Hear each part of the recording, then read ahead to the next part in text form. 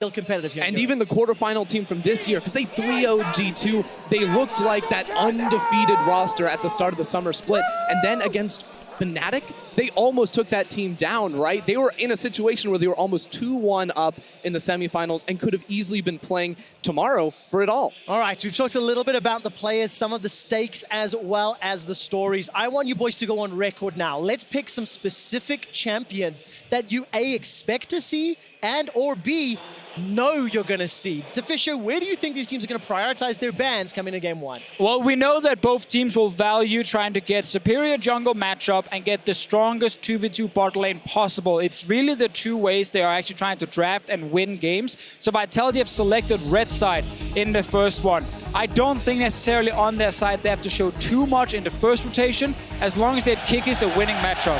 Yeah, that's the big thing. Get a jungler that can play hard in this early game, and it's gonna all come down to this quick shot. It really will. I love seeing that Ergon ban from anybody that watched LCK finals earlier today. It was the #1 priority pick, and it's taken off the table. You can also see Maxwell's jungle picks from the semifinals. Now here's the thing, in the semifinals, Maxlor started off on this super supportive style with the Ivern. It didn't work for him, but then Misfits pivoted. They put him on early game playmakers that could deal damage, like the Olaf, the Xin Zhao, the Kindred. This is what I sort of expect to see out of Misfits, because they found their identity later in the series, almost too late to get the win. And now while we talked a lot about junglers, there is one mid lane pick I want to mention. It is the Ryze, which has been the go-to carry for Jizuke. If he's not on a normal traditional roaming pick, Ryze is the one for him. Now I'd say Rakan has been banned in every single game of playoffs against Mickey X. As soon as Vitality leave that open, you know they're going to lock this champion in. He has been such an insane playmaker and was the big reason why they won so many games at the start of the split. So what are they trading for the Rakan? Knowing it's going to get locked in. What have they prepared? Leona against Rakan coming into bottom lane from Jack Troll. One of the supports who's not afraid of pulling out some special picks. Look, this is a pick that does so well into the Rakan, because we know this champion's squishy, even squishier on patch 8.16 after some nerfs. So the lockdown of a Leona along with an Ezreal early on could be the tool to try and shut down Mickey X. I am a little bit surprised with the Ezreal, knowing the bot lane of Vitality. I would have been like, they're going to go Varus with this Leona here, just like all in level 2, go level 3, go level 4, and just keep killing them. But Xayah Rakan, no surprise once you have the Rakan already on the side of Misfits. You got to be careful before you get level 6 on this Xayah here, because you are a target for Leona. I cannot wait to see how Jack Troll pulls this one out. Of course, remember last year, Misfits pulled out that Leona at Worlds. It's a long time ago. Gentlemen, the two 100% presence picks in playoffs was Akali and Braum. Akali had 15 bans, goes unpicked with Senkux and Jizuke, and of course that Braum not going to be possible this time around. Akali was banned in every single game so far when Misfits and Vitality played in playoffs, and they were the ones banning it every single time. So we don't expect it to be a huge pick in this series unless one of the mid laners will surprise us. Yeah, but we don't expect the surprise, because these players play to sort of enable their team. For Senkux, it was about the Lulu in the semifinals. For Jizuke, he's always been on these roaming champions like the Ryze you mentioned, but the Galio has been a consistent pick that if it's not banned away, you expect him to go for to support Pickus, who's now on this Kindred.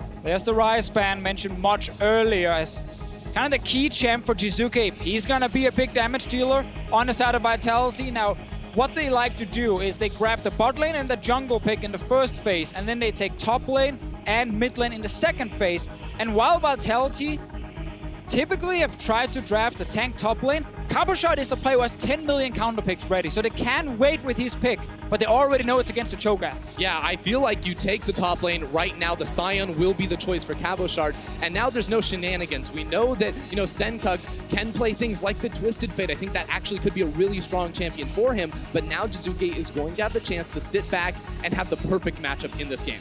And according to the picks we just showed there from Jizuke, the only one left is the Taliyah pick. Now, he is last picking, so it is an option for him. When he blind picked it, he got shot down hard. Senkux going right back to supportive style, and we get a carry jungler from Maxwell. This is exactly what Misfits did in the semifinal. Now, Jizuke, are you picking a roaming champion, or are you trying to beat Senkux in the mid lane?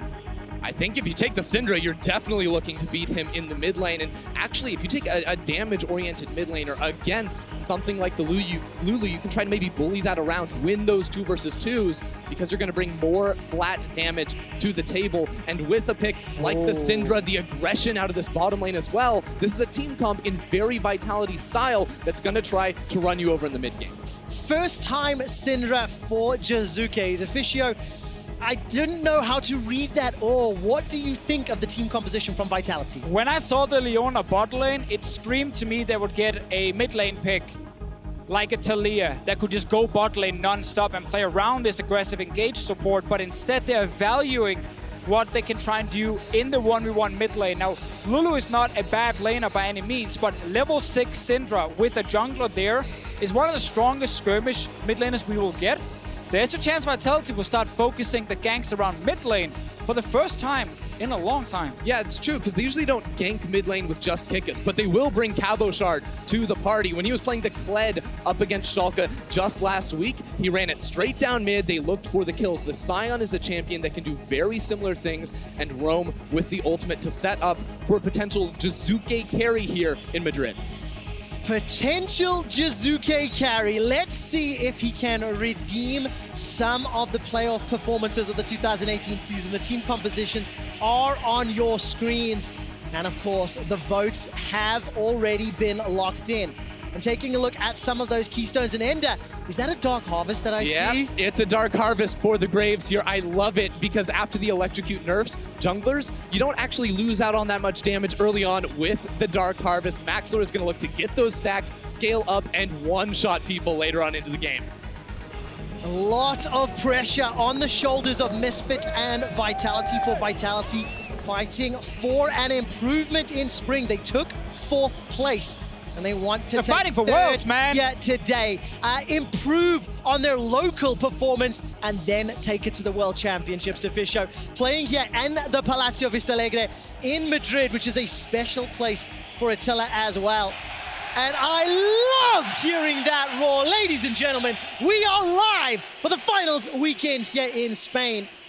And we're off to a big one. So Ender, talk us through the early opening phases of this game. It's a slightly different draft to what we've been seeing throughout the playoffs. Where do you expect the action to happen? I'm expecting the action to happen between these 2 junglers. Maybe it's going to be fighting over a Scuttle Crab, but specifically I give the edge here to Vitality. Notice that Jizuke is walking into lane with that red sweeper, so if he can actually clear out a ward here before minions spawn, he's going to get the earlier level 2 and be able to help kick us out if a skirmish breaks out. Yeah, that's kind of awesome thing here. We're going to have the jungle matchup as Ender just talked about, but we're also going to look towards Jizuke on Syndra and Jack Troll on Leona. They gave away Mickey's Rakan, perma-banned so far in playoffs, and now we need to see if this pick can actually do something. But the junglers, this is really what it all comes down to. Again, these are 2 junglers that are just the backbones of these teams. So good against the rest of the competition. For Kickus, it was him coming into this Vitality team, giving them that push to finish 2nd in the regular season. And for Maxlor, when he's on his game, when he's playing around the bottom half of the map, that is how Misfits win their games. Yeah, and a really interesting thing about our top 4 teams here in Europe is 2 of the teams have greedy junglers. They play for themselves. They want to be fed. They want to be the carries. That's Maxlor and Kickus facing each other today.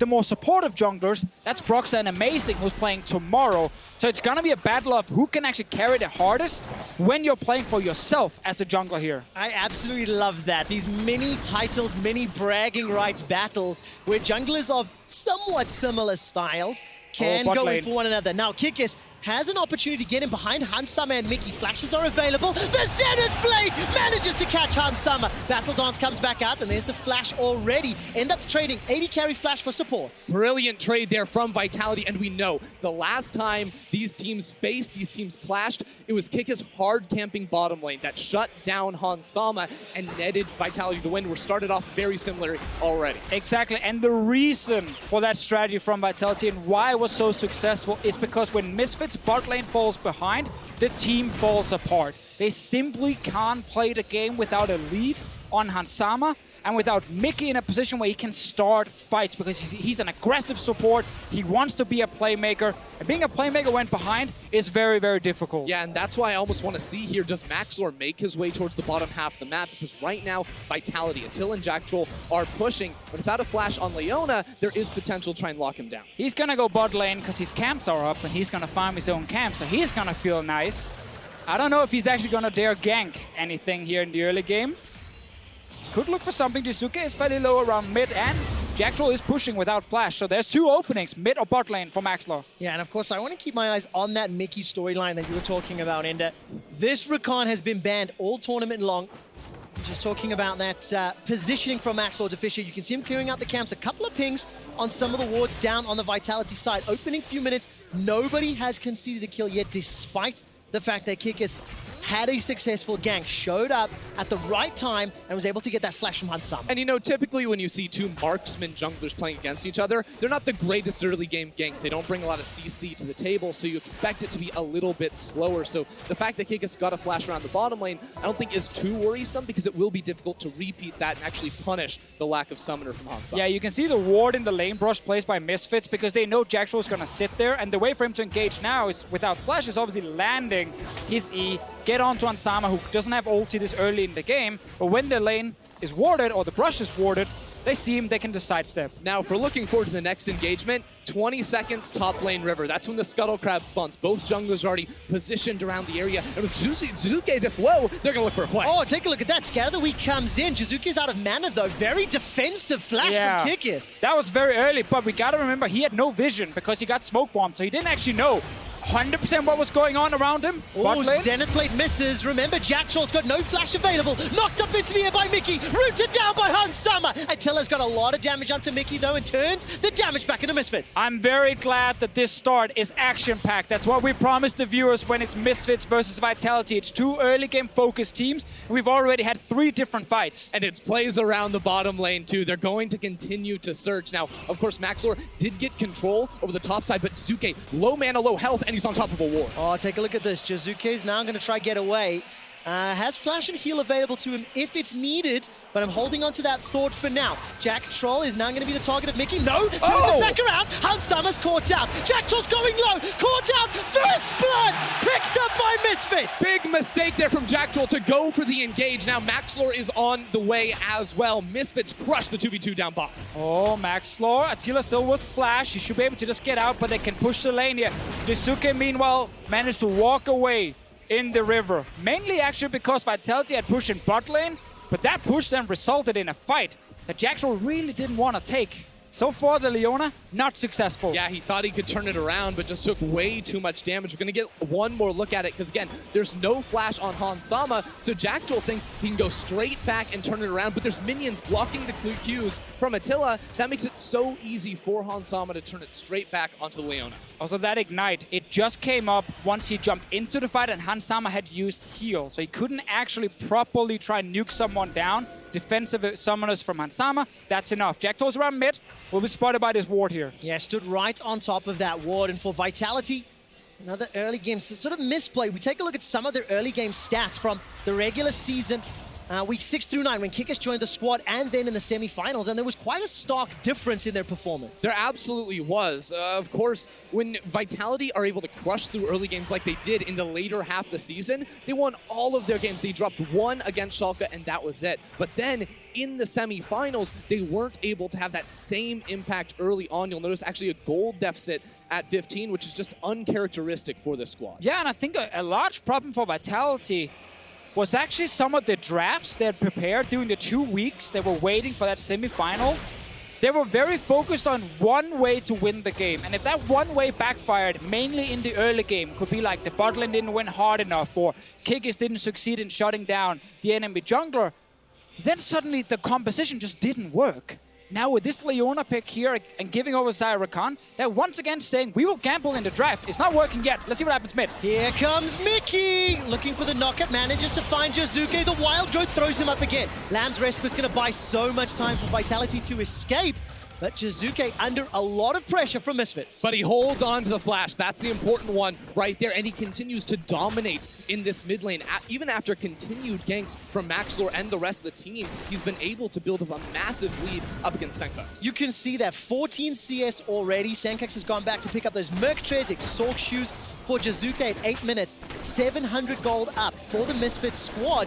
And there's a lot of tension and energy, despite it only being 8 minutes in. Multiple attempted ganks, multiple roams, and Maxlor and Mickey, they've got themselves a potential here onto Attila. Attila's already used the Arcane Shift. There goes Mickey in for the dive. Gets some damage onto Jack Troll, but it was optimistic. They got the flash at least. This is especially important to get that flash, though, because Mickey X is going to hit level 6 very soon. That's when there's kill threat in this lane, and an Ezreal without the flash is going to be a target they can look for. Yeah, and that's kind of the key thing when you play against Leona. You're mainly scared of her in the early game. Like, during the laning phase is where her all-in potential with Ignite is actually enough to kill almost every single bot lane you're going to face. But because Jack Troll died with the second fight they had on the bottom side, because now they've forced a flash from Attila and the Ezreal is not too scary sitting on a tier, well, you're kind of past the hard part of this lane if you're Misfits, and your Syra Khan lane is only getting stronger. Yeah, you never want to give Hansama kills in the early game, because this has been, for a long time, one of the best AD carry players we have in the league. Him and Mickey X, I still think, are the best 2v2 duo here in Europe, and Misfits are so prepared in this series to continue to play around and support them. Now they're looking to force them away here. Jack Troll, no level 6 on his side. Attila, no flash. And Mickey, he's ready. Needs a couple of seconds on his own flash there, but does have ult. He wants to just get a bit of damage, chipping away. Don't want to go for too much. Copper Shot is roaming down, though. All right, first time we're really seeing the top laners getting involved just yet. Neither of them have their teleports. Alfari and Cabo both on cooldown for now. Let's see if they actually engage onto Mickey, because he can't really save himself once he gets stunned. Hansama with ulti, if he's quick, can use it to dodge the initial all-in. Jack Troll level 6 got hit now, so they time it with the wave. This is so ambitious, though, because right now Kikis is actually counter-jungling on the top side of the map, so we're in this situation where Vitality are looking to force a play in an area where Kikis is just not grouped up, ready with the rest of the team. Yeah, very true. So they couldn't go for tower dive, which is why they ended up walking away, because the Misfits bot lane respected, hey, Sign has gone back to base. There is a chance he's coming to the bottom lane. So good call on Misfits' side. And because Vitality didn't have Kikis down here, well, they couldn't actually go for an all-in. Gentlemen, I'm seeing a very common trend this game. Misfits looking bottom, sniffing, not finding an opportunity. Vitality looking bottom, not finding an opportunity. Right now, Maxwell will find some damage onto Jizuke. And I think one of the reasons that bottom lane matchup has been so impactful, and one of the things we're talking about, is Hansama versus Attila. We talked about the value they have for their teams. You can see their CSD numbers from playoffs, their damage percentages for the respective teams, and both of these guys really lead their squads when it comes to winning games. And it's so clear that Misfits look to play around Hansama too, because he averages almost 10 CS up at 15. He's invested so much gold by the rest of the team that this really is the true carry, and especially when you have a player like Senkux taking a backseat on something like the Lulu, once we get past 15, 20 minutes, you know they're going to give as many minions and resources as possible to Hansama. Let's see around the mid lane. Jizuke, no flash! Oh, there's the engage. Mickey catches onto Jizuke. He's simply blown up. Kikis is late on the trigger. Lamb's Respite does not buy enough time. Now the Glitter Lance will slow down Jack Troll. Misfits decide to peel down bottom. Attila, you're on the wrong side of the rift, buddy. He's going to Arcane Shift forward, and Hansama's going to solo him out. 1v1. Someone he'll buy some time. Not done yet. Attila goes down to Hansama. The ward in the bush keeps Hansama locked and loaded onto Attila. He picks up the kill 1v1 against his rival. And so many things that is going so well for Misfits. They managed to survive in the bottom lane the first few levels. They have Maxlor forcing flash in mid lane from Jizuke, so now they can go for a follow-up play around the mid lane, and Kikis did not get in range in time. He did not want to flash ult to try and save his mid laner.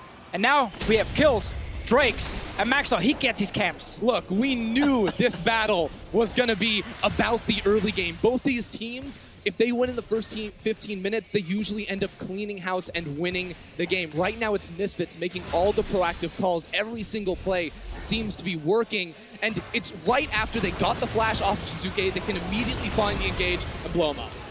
Simply nothing Jizuke can do once the flash is gone. Attila expecting Hansama to have left the bottom lane.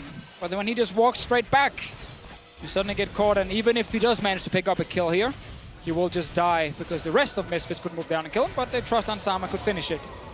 Onsama Auto Tax is doing more than Attila's at the moment. Yeah, it's kind of hard to hype That's that how it 1v1. works. Yeah. It's like he just They're kept right-clicking, auto-attacking. Oh, I love that. Thank you for trying, though, Deficio. Scan of the week manages to catch out Mickey. Whoa, the Zenith Blade pulls him all the way forward. TP behind. Teleport is coming in from Alfari, instantly cancelled, though. Vitality with the first kill of the game at 13 minutes. Exactly, that's what they need. Concise, group together, and force plays around this middle lane. It's a perfect little package here of Vitality that they work in every single game. And very important for Jack Troll that he's actually setting up a play here in this game. It's been a rough start for him on the Leona pick. They put a lot of trust on him in the semifinal, giving him a Poppy support. That didn't work either, but now he's part of something for Vitality. Let's see if we get another fight. All right, taking a look at this. Mickey's very far away. It's a fight over the Herald. And all of a sudden, that flashes over the wall. 1, 2, 3, Vitality make it out. And it was, in fact, picked up by Maxlaw. Misfits get it. The fight's not done yet. Here comes Mickey, throwing down the quickness. He needs to find a target. Let's not do it. That's a route to the kill into Jack Troll. Misfits find their 4th kill. Now Kicker's doing the fray. Mickey's blown up. Misfits didn't back away. Teleport coming down for Vitality, and Cabo decides to cancel. Yeah, he cancels it because Misfits just destroyed Vitality in the pit. They had just gotten a pick. Vitality had the tempo lead, but it took too long to take down the Herald. Misfits came up huge, and Maxlor secured the Herald. Oh yeah, he blinded everyone on the side of Vitality. Took away everything they've just been trying to take down. Hansama once again trying to 1v1 Attila. This time Attila has a way out. Now, looking at these two junglers, we had such a focus on them early on. Kindred, you know, obviously has those stacks. You want to get those stacks. Sitting on 0 at the moment. Make a smoke bomb. Shutting them down. Actually blinds Kickus so he can't get the smite on the objective. So well played by Maxlor, and then they turn it right back around. Yeah, Tsuke is trying right here, but the moment he sees Mickey, he's scared. He knows he can engage onto him. There's still no flash on the Syndra, so he needs to run.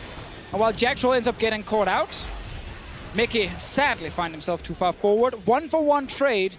Rift held, however, going to Misfits. Have not placed it yet. Maxlaw is just doing his Raptor camp. Will trap in the top lane. Let's take a look at this. There's no quickness available for Mickey. Still has access to that grand entrance. No flash for Jack Troll either. Keeping an eye on this mini-map. Level 7, level 9. Hansama and Mickey, they're now deciding to push forward. Jack Troll Such a tease. Solar Flares. What an insane play. I'm literally buying time with the commentary in case a fight breaks out. 6 kills at 15 minutes. Misfits maintain a 1,300 gold lead. And despite some good early plays, Vitality have struck back just a little. They have struck back, but they're still down. They're going to need to build up more of a lead as Maxlor finds his way into the bottom lane, but obviously not going to be able to lock down this Scion. Cabochard does get out. Well, it's not done yet. The fight that I wanted a moment or two ago is happening. Jack Troll is rooted. Hansama is obliterating his HP. Featherstorm flying in the air. And Hansama's on a killing spree. 3-0-1 in Madrid. And we saw Vitality go for this Leona pick to counter out the Rakan, but it's such a binary champion. When you start losing, all you can do is go in, but you're not strong enough to actually go for those types of plays. Yeah, we saw the entire plan around it. They knew Rakan would be first pick. So they level 2 gank bot lane with the Kindred, with the Leona sitting there trying to set up the play, but they didn't secure a first blood with it. And then later we had that 2v2 fight where Jack Troll ended up dying, giving a first kill over to Hansama. And that's kind of the big problem. Jisuke has actually done well in terms of farm in his lane. The top lane tanks obviously just farming against each other. This was the lane they really needed to win, and that's the one they're currently losing in. Yeah, Vitality were playing pretty passively here, actually, but they don't have anyone else to try and back them up. And without a flash on Jack Troll, the second he gets CC'd up, there's really no chance on Sama even using his own ultimate to dodge away from the stun and secure the kill. Still trying to see around Syndra here. The problem for Jisuke is Senkuk's, he's done his job. He hasn't died. He's gonna build a Luden's Echo, then he's gonna build an Ardent Center. He's gonna put it on his 3-0-80 carry, and he's gonna sit back and say, well, my job here is done. I'm just boosting up Hansama, or maybe Maxlor. It's Jisuke who needs to get kills if he wants to carry the game. Yeah, no, I do have some good news. Kickus just got his first mark of this game on the Kindred, so he's finally starting that stacking. Of course, Maxlor at the same time doing stacking of his own here with the Dark Harvest up to 68. Now the magic number is 150. That's when you keep that soul on you. Oh, it didn't hit him. So close to interrupting that Rift Herald. Sorry to interrupt there, but with Tower first blood in the top lane, Misfits now have 3,000 gold lead. They have Shelly in the mid lane that can help this potential siege, but it looks like Vitality are nearby to defend. and the Rift Herald is somewhat wasted, obviously timing out just as Maxlow was starting that up. Yeah, they didn't want to put it bottom lane, I guess, because Alfaro would just get this turret on his own, very soon at least. Another minion wave being pushed in towards it. Coupleshot knows that if he stays in this 1v1 lane, he can't actually help his team. And his team really needs him because he's going to be the big frontline tank. This Leona is very squishy. She can't do it.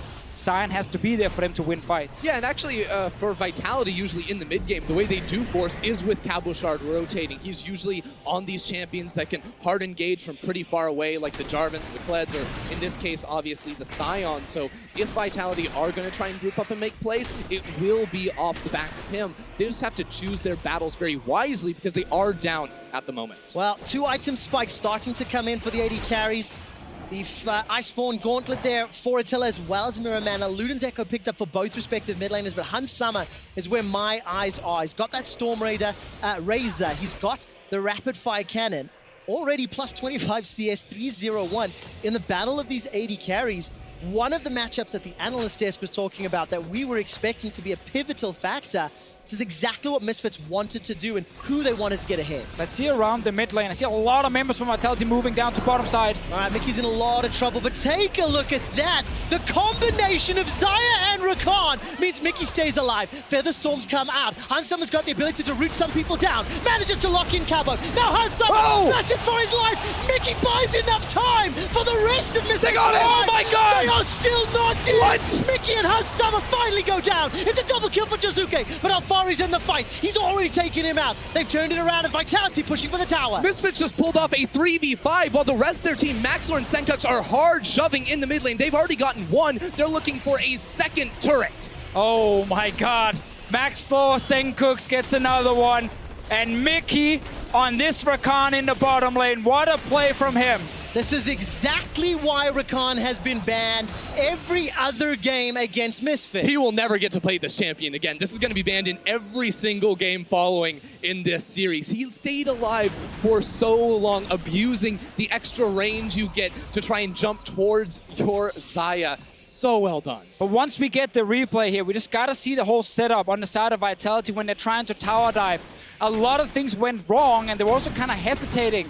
Not 100% knowing if they should actually do it, despite 2 Misfits players still being around the mid lane. But for now, it is still just Misfits looking towards vision around Baron. Not going to find it just yet. We saw the drop down just a moment ago, gentlemen. When Vitality are behind at 20 minutes, they are 0-6. Now the pressure is still on in the middle lane. As Misfits, they've established all of that vision in the top outer quadrant. They have 4 towers secured already, a 5,000 gold lead, and Misfits are poised to completely solidify their control of this game. Don't get me wrong, Misfits are miles ahead at the moment, but usually Vitality don't draft ways back into the game. Let's look at this one more time. It's 5 Vitality players on the way to the bottom lane. Jack Troll has ulti right now, and he can try and use it early. He doesn't want to do that because of flashes. Then he tries to stun the turret with the ulti. That doesn't do anything for his team. And now Mickey, because he stayed alive and saved the flash, he can use it aggressively to now save his AD carry. Such a fantastic performance coming out of Misfits. And of course, that replay brought to you by Acer Predator. They managed to stay alive. The cross map is something else that was very impressive. Maxlor, with the help of Senkux, I think it was, shoving down that mid tower, maintaining control of the map, maintaining awareness of where they can get advantage. Now, before the replay, I was trying to bring up the fact that Vitality actually have ways back into this game, it feels like. Usually, they've got a lot more melee champions. They don't have the late game DPS, but on a pick like the Kindred, Kikis definitely has options later on. And talking about that Kindred, you see just how troublesome Maxlor's Grave smokescreen becomes. There was a lot of damage thrown down on the Senkux, and Kikis instantly interrupted by that smokescreen. Exactly, and that's really why for Vitality to get back in the game, they have to catch a target. If they try in a pure 5-on-5 and burn down one player, Senkux is there on the Lulu to just shield and wild growth this target here. And when you then blow everything on one guy, Mickey will engage onto you, and Hans Summer Maxlor can deal enough damage to kill you. So this is what they're trying to do. This is a correct play. Try and catch people while they're not sitting next to the Lulu. Now, what I want to see from Vitality in order to set up for these picks is deeper vision, because this is actually a weakness of the team where a lot of times they just look to force plays without the proper setup beforehand. So I like the fact there are now some wards in Misfits territory, and that will inform them of which fights they can actually go for. We'll see whether or not they can make use of that information, because for Vitality trying to set up that Jack Troll ultimate play, the Solar Flare is around 1 minute and 15 seconds between cooldowns right now. He's currently only level 11, but look at the vision the Misfits have established. They are pushing it deeper and deeper into Vitality's territory, and Deficio, they're setting up very clearly for some plays around Baron. Yeah, they've actually shown us here in playoffs some better Baron setups than we saw in the regular season, where there was a huge problem for Misfits. Now they're looking for kills. All right, Kikis with that Dance of Arrows able to escape from Mickey's quickness. No further follow-up. True Shot Barrage actually catches 2 of 4 on the way back up. But Vitality, it's 4,000 gold in the deficit. Cabo Shot is uncontested in the bottom lane, and this will be the second tower for Vitality. Yeah, right now Misfits grouped up because they don't have teleport where Cabo Shard does. So this is actually really good from Vitality to try and claw back in the gold just a little bit. And now they'll actually be the ones with a little bit of priority here where they can put down some vision around this Baron as soon as they see Alfari down bottom lane to pick up this wave. Everything is still in the favor of Misfits. And nothing right now is in favor of Jack Troll on the Leona. All the eyes on him. At this point in the game, especially because he's this far down, everything he brings is the ulti, one all-in where he stuns a target, and then he dies. Let's see if they can use it. They're starting Baron. It is in vision because of the Rift Scuttler here. All right, they're going to peel away just a moment or two after starting it. Alfari doesn't have teleport available to him. And the rest of Vitality, they are in fact grouped in this top quadrant now. There's been enough time for Misfits to group up and get closer together. Alfari and Senkox making their way up. And Kikis looking for an opportunity. Deficio, you can just feel Vitality, they're looking for a fight. They're looking for a way to use the engage they have. Exactly. They know they need to force this pick here. It's so hard if it's just a pure 5-on-5 where all of Misfits are together, where Senkox can buff up one of his range carries. Oh, Jack Trolls, look how squishy this guy is. Every single time Mickey steps forward, I'm waiting for some sort of engage. The quickness is a couple seconds away, and Mickey has flash available to him. So Misfits, they can turn the trigger on, and they're going to do it on Attila. Hans Summer already has a crit to his name. Summon a heal, used by Attila. Summon a flash, used by Attila. And Hans Summer, with the help of Mickey, take him down. Hans Summer does so much damage right now, and he doesn't even have the Infinity Edge just yet. Right now, Vitality have control over the mid lane, so they're still set up well around this Baron buff, but Misfits are working as a 5-man unit to look for kills. This is a temporary 4v4. Senkox will be coming in from the south. He's now managed to make it to the team, and Kikis almost gets 2 shot. He's knocked up into the air. Lamb's Respite will simply not be enough. Feast down, but take a look at that. Featherstorm picks up 1. End of the line picks up another. And yes, Jizuke gets a kill down onto Maxlaw. Wild Growth simply not quick enough. That's not for Maxlaw. Unleashed power. That's only for Ansama. That's what Senkox is telling us right here. But Vitality 4 versus 5 are trying to stop Misfits from going Baron, so they look for a fight. But Alfari with Righteous Glory will always get to them. Now, they don't have a jungler, and they don't have the Feast on Alfari, so they're really setting up here to lock this down and maybe potentially get a turn if they can. All right, Cabashot's still got that unstoppable onslaught if he wants to. His presence alone has been enough to dissuade Misfits. Here comes Attila. Okay. Jizuke's running low. No mana. Throws the Scuttle Crab. Cabashot's still in amongst the fight. He's looking for the decimating smash. Knocks off a few. Attila's silenced. He can't throw out the Qs because the Feral Scream is so powerful. Forced Arcane Shift defensively, running for his life. Hans Summer shuts him down. He's on a killing spree, and Misfits maintain control. They find the turn they wanted exactly. Now Maxlor has respawned. They have the Feast, so this is the perfect option. The opportunity to move on towards this Baron. It's going to be up to Kikis to keep Vitality's hopes alive in this game. Oh, he has no flash on his side. Yes, there is a smite, but he's not even trying. He's walked away from it. He knows there's so little he can actually do. And this game here, in these last couple of minutes, it just feels like Vitality are running headfirst into the fist of Misfits.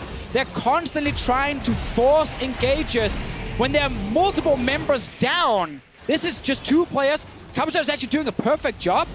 But then Attila joins. Yeah, but look at this. Jizuke already very low on mana. He has a sick combo at the start. Now he has nothing. Literally can't spam out any Qs at this point, so it's only Attila who can only hit 1 member at a time. And when there's a giant Cho'Gath body blocking every single Mystic shot you throw, you're not going to have an impact in that fight. Didn't see any auto attacks after that Feral Scream landed, and it's so difficult to deal with. You can see it, you can feel it. Attila facepalm in game 1 in this best of 5, and Vitality are significantly behind. Attila 1-3-1 on that Ezreal, 2.5 items, coming up against an Infinity Edge, Storm Razor, Rapid Fire Cannon, and a QSS. So Misfits have all of the tools they need in the carry they want, and they've got a Lulu backing him up. Look, we knew this series was going to be decided by the AD carries and the junglers, and right now, Misfits, Hansama, and Maxor came out to play. Hansama is absolutely destroying in this match. Maxor kept Kikis on a tight leash, and they set up Misfits perfectly to try and crack open the base. I think Mickey is trying to say it's not the AD carries, it's the bot laners, the combination of the two. Because this game, it's been Mickey setting up everything on the Rakan. Let's see around mid lane. Trust a former support to look for that as well. Oh my god! What? Alfari! Gobble, gobble, gobble! It's nom nom nom, Trevor! It's nom nom nom! Not when you're as old as I am. And now Misfits, after eating Kickers legitimately alive, push into the base. They've got Baron enabled. They've got their inhibitor.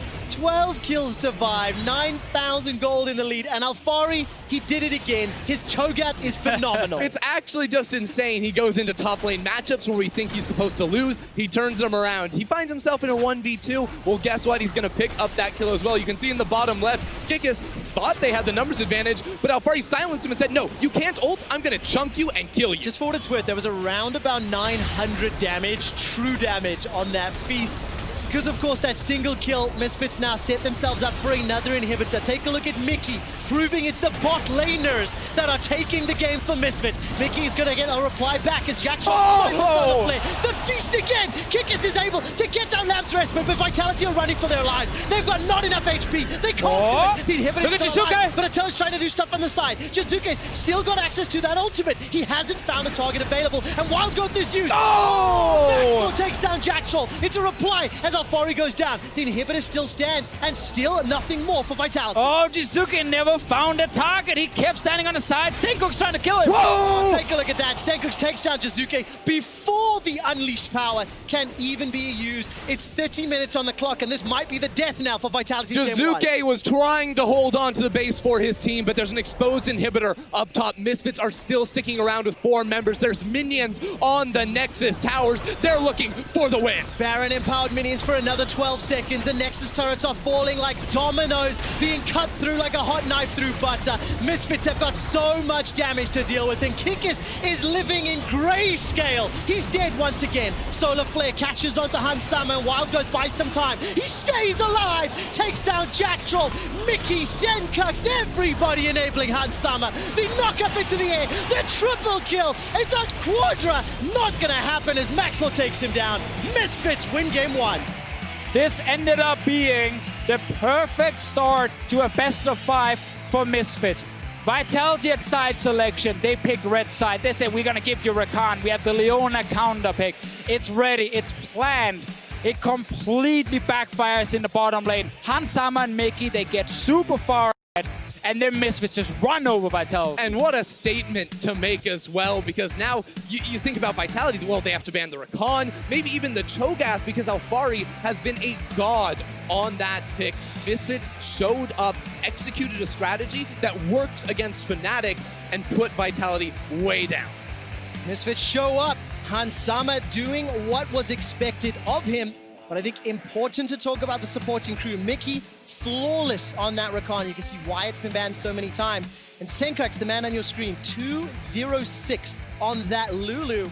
That was what you needed. He played well despite the laning phase falling behind. It's what you expect in that kind of matchup. Exactly. And now, as I said, during the game, we've had 3 games here from Vitality in playoffs. 2 in the semifinal now, 1 in the 3rd place game, where they're trying to find a new non-meta pick for Jack Troll. The Poppy twice against Schalke, now the Leona here.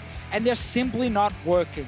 I need to see Jack Troll just back on Comfort, a more traditional pick, because having him as kind of the joker in your draft is not a successful strategy for Vitality. Especially when these champions, all they can do is go in. There's no getting out of those fights on a Poppy or Leona, so Vitality need to refresh their perspective a bit and not go all ham after they fall behind the Misfits. And take a look in the ready room. Vitality, stern and serious faces.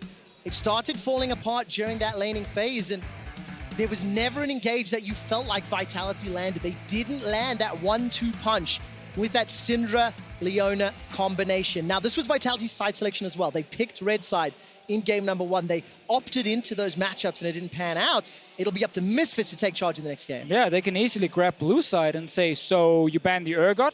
Do you ban the Rakan as well? Well, you're almost running out of bans now. Well, listen, there's not a lot of time for Vitality to figure out where we can get a little bit more insight in the games. Head over to the analyst desk.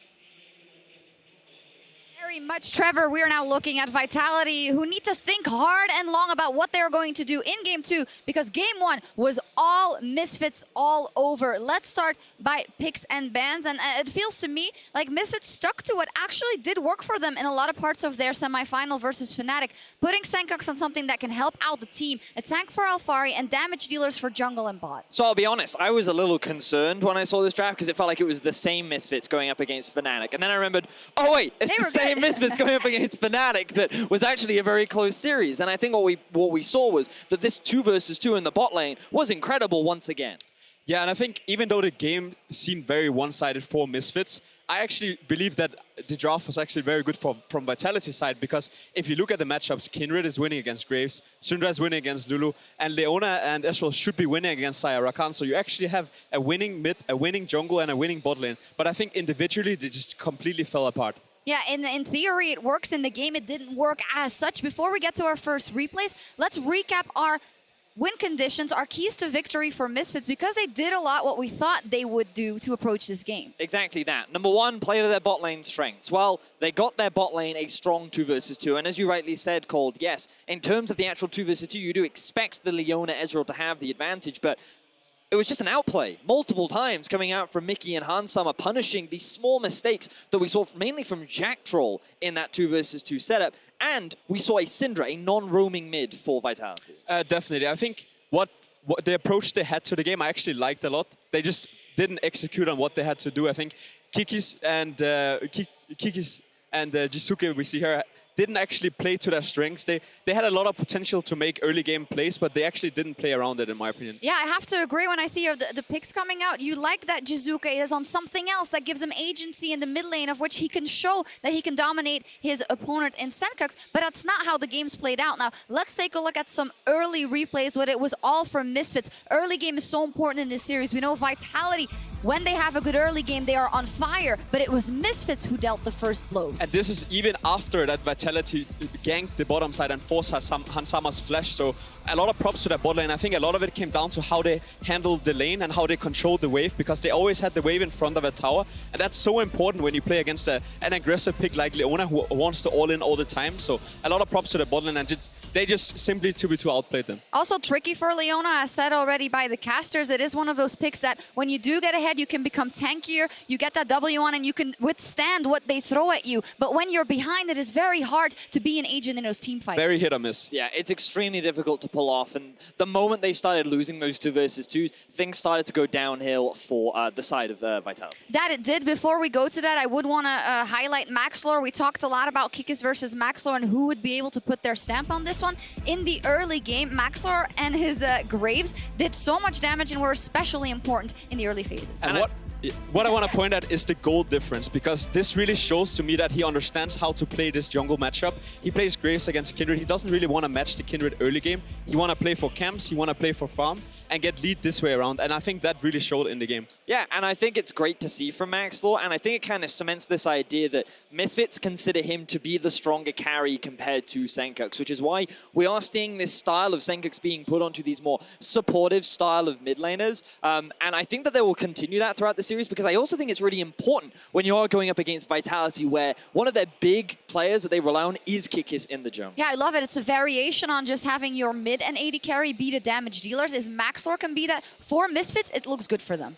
And what is exciting for me is the fact that because they're doing exactly the same that they did in a semifinal, we know they have to go through the gauntlet, regardless of how it's going to go today. So obviously, they don't want to show too much what they have prepared. And I think that's going to make them very scary going into gauntlet if they can just destroy Vitality with the same kind of style. That's a great point. In the mid game, Vitality was very far behind. They did have some opportunities to get back in the game, or at least they tried. Let's take a look at this following replay in the bottom lane. Vitality is going to throw everything and Misfits, and even though they win the trade, I want to point out Mickey X on that Rakan. Yeah, I tweeted about it. I have to say it again. I do believe that Mickey's Rakan is one of the best in the world. The fact that he has so much awareness of what he can do on the champion, where he needs to be, and every opportunity he can just maximize upon, he just does it. And he is so impressive to watch. You can understand why it was banned 8 out of 8 times so far in the playoffs. And this play is just exactly what Vitality always does when they fall behind. They look for 5-man play,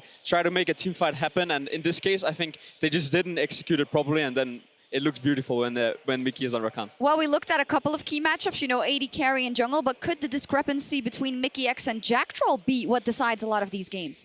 Based on what we've seen so far, I feel like it could very well be. The fact that Mickey has always been a huge playmaker, and the fact that the 2v2 bot lane is just finding advantages by themselves without that much assistance from Maxlaw is something that Vitality need to rectify moving on throughout the series. To me, if you get the opportunity to counterpick the support, and you then again lose the lane and have less impact, for me that's a huge flaw. So either they have to remove the Rakan, or they just simply accept the fact that they misplayed and then they try it again. I think higher chance they will remove the Rakan from the game, because it's just too much of a power pick for Misfits. Yeah, it seems like a high chance they'll remove their own Leona from the next game, but we'll see. As we button up this game, from that point on, it was all Misfits all the time. We talked about the bottom lane being ahead, and Hans Sama, he just did it himself by the end. He didn't allow anyone else to take any kills, rather. He just killed Attila over and over again. Yeah, we have to keep talking about Hans Sama and this bot lane because of how impressive they are when it comes to Misfits winning.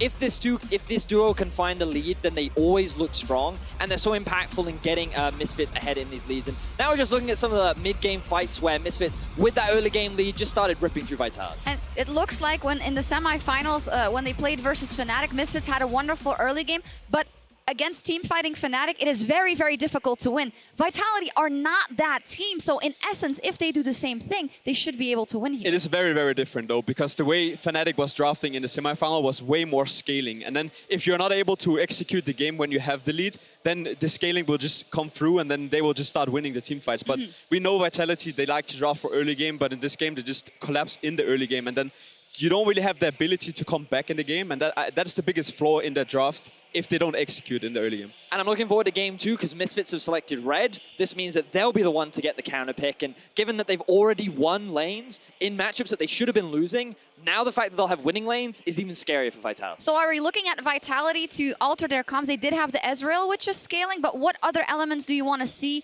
go to the scaling side if they want to have more of a chance? I think the draft doesn't matter, honestly. If you go into a game, if you go into a game and you don't execute on what your champion can do, then it doesn't matter what you draft. I think it's more important for them to mentally just reset themselves.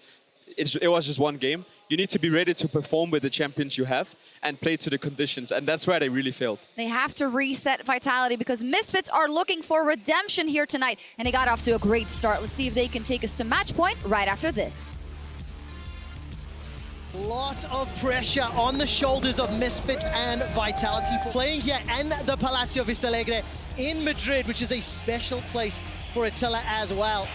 And I love hearing that roar. Ladies and gentlemen, we are live for the finals weekend here in Spain. He's now managed to make it to the team, and Kickers almost gets 2 shot. He's knocked up into the air, and Lam's Spite will simply not be enough. Feast down, but take a look at that. Featherstorm picks up 1. Capo Shot still in amongst the fight. He's looking for the decimating smash. Knocks up a few. Attila's silenced. He can't throw out the Qs because the Feral Scream is so powerful. Forced Arcane Shift defensively, running for his life. Hans Sama shuts him down. Mickey, Senkux, everybody enabling Hans Sama. The knock up into the air. The triple kill. It's a quadra. Not gonna happen as Maxwell takes him down. Misfits win game 1.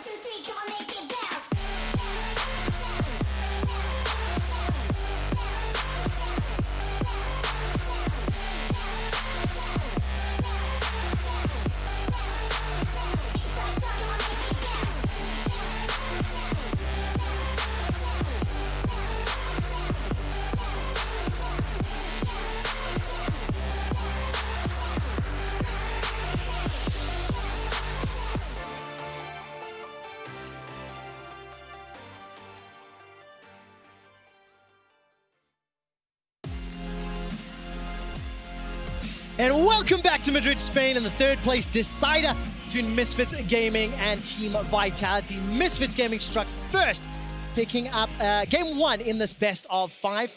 Definitely leading the way was Maxlaw and Mickey, establishing everything for Hans Summer to bring it home. Deficio, coming into game 2, Misfits had side selection. They picked red side. Are you a little surprised by that? Do you think that's a good call? Give them some counter picks as well? I think if they went blue again, they probably expected a Rakan ban. And then they're like, oh, okay, maybe that was one of the big blue side advantages for them.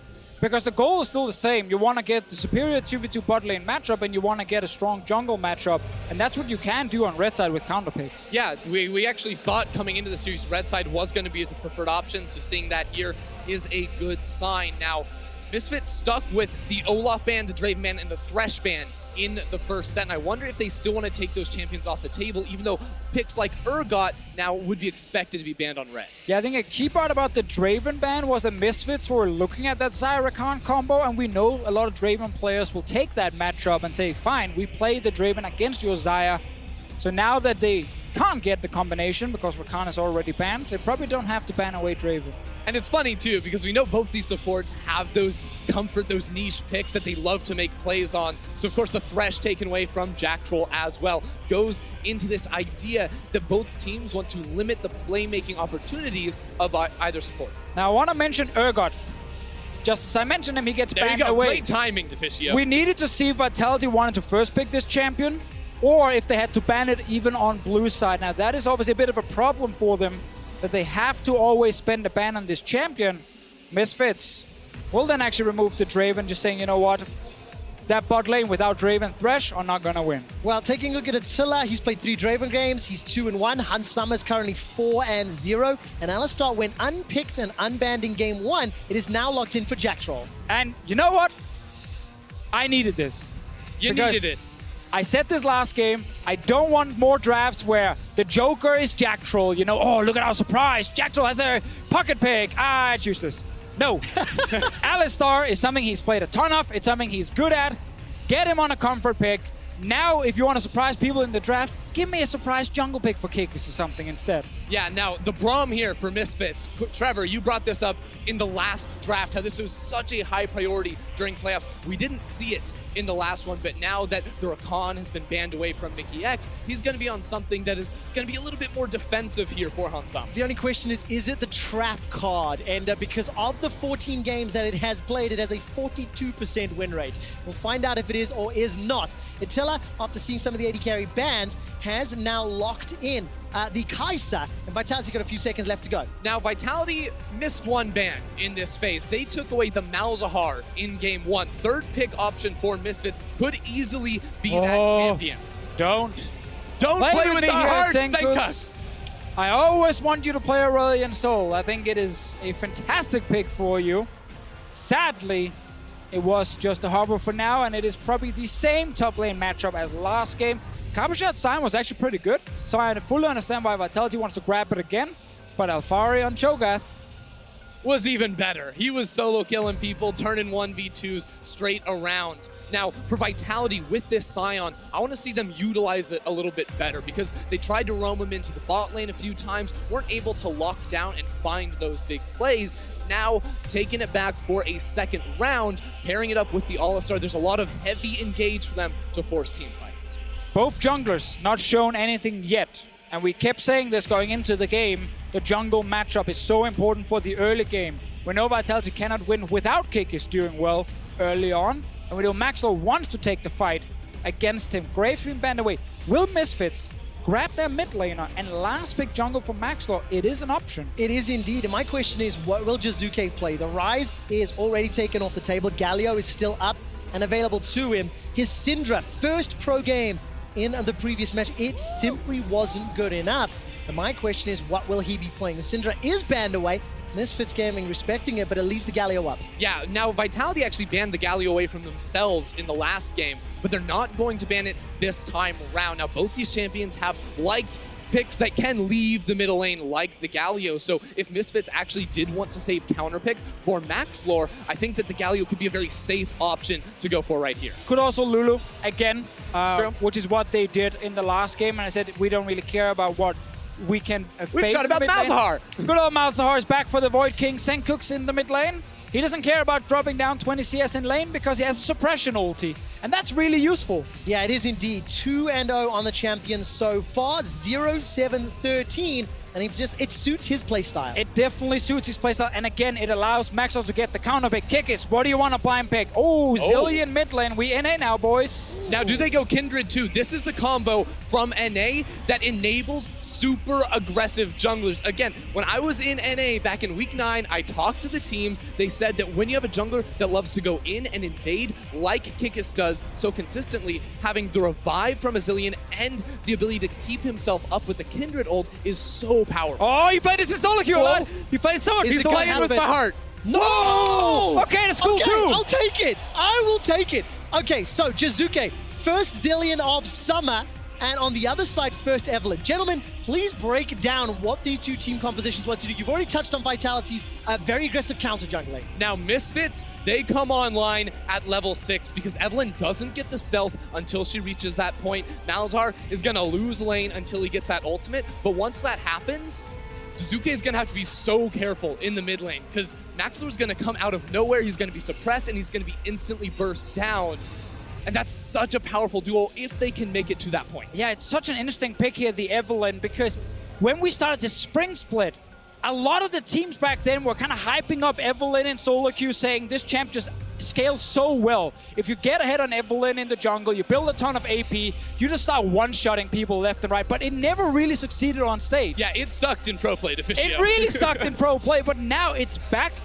And if you're looking at the lanes, like other than mid lane, it doesn't really have anything you can get fed off. Like it's not like you go to the bottom lane very easily with the Braum Ezreal. So I really want to see how Maxwell wants to play the game here.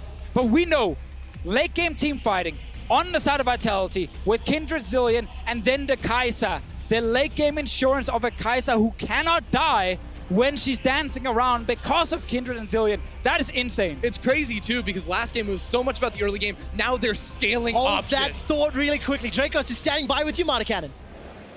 Thank you very much, gentlemen. I am joined by Yamato Cannon. Now, Yamato, I gotta know, it was a tough loss in the first game. What is the focus coming here into game 2?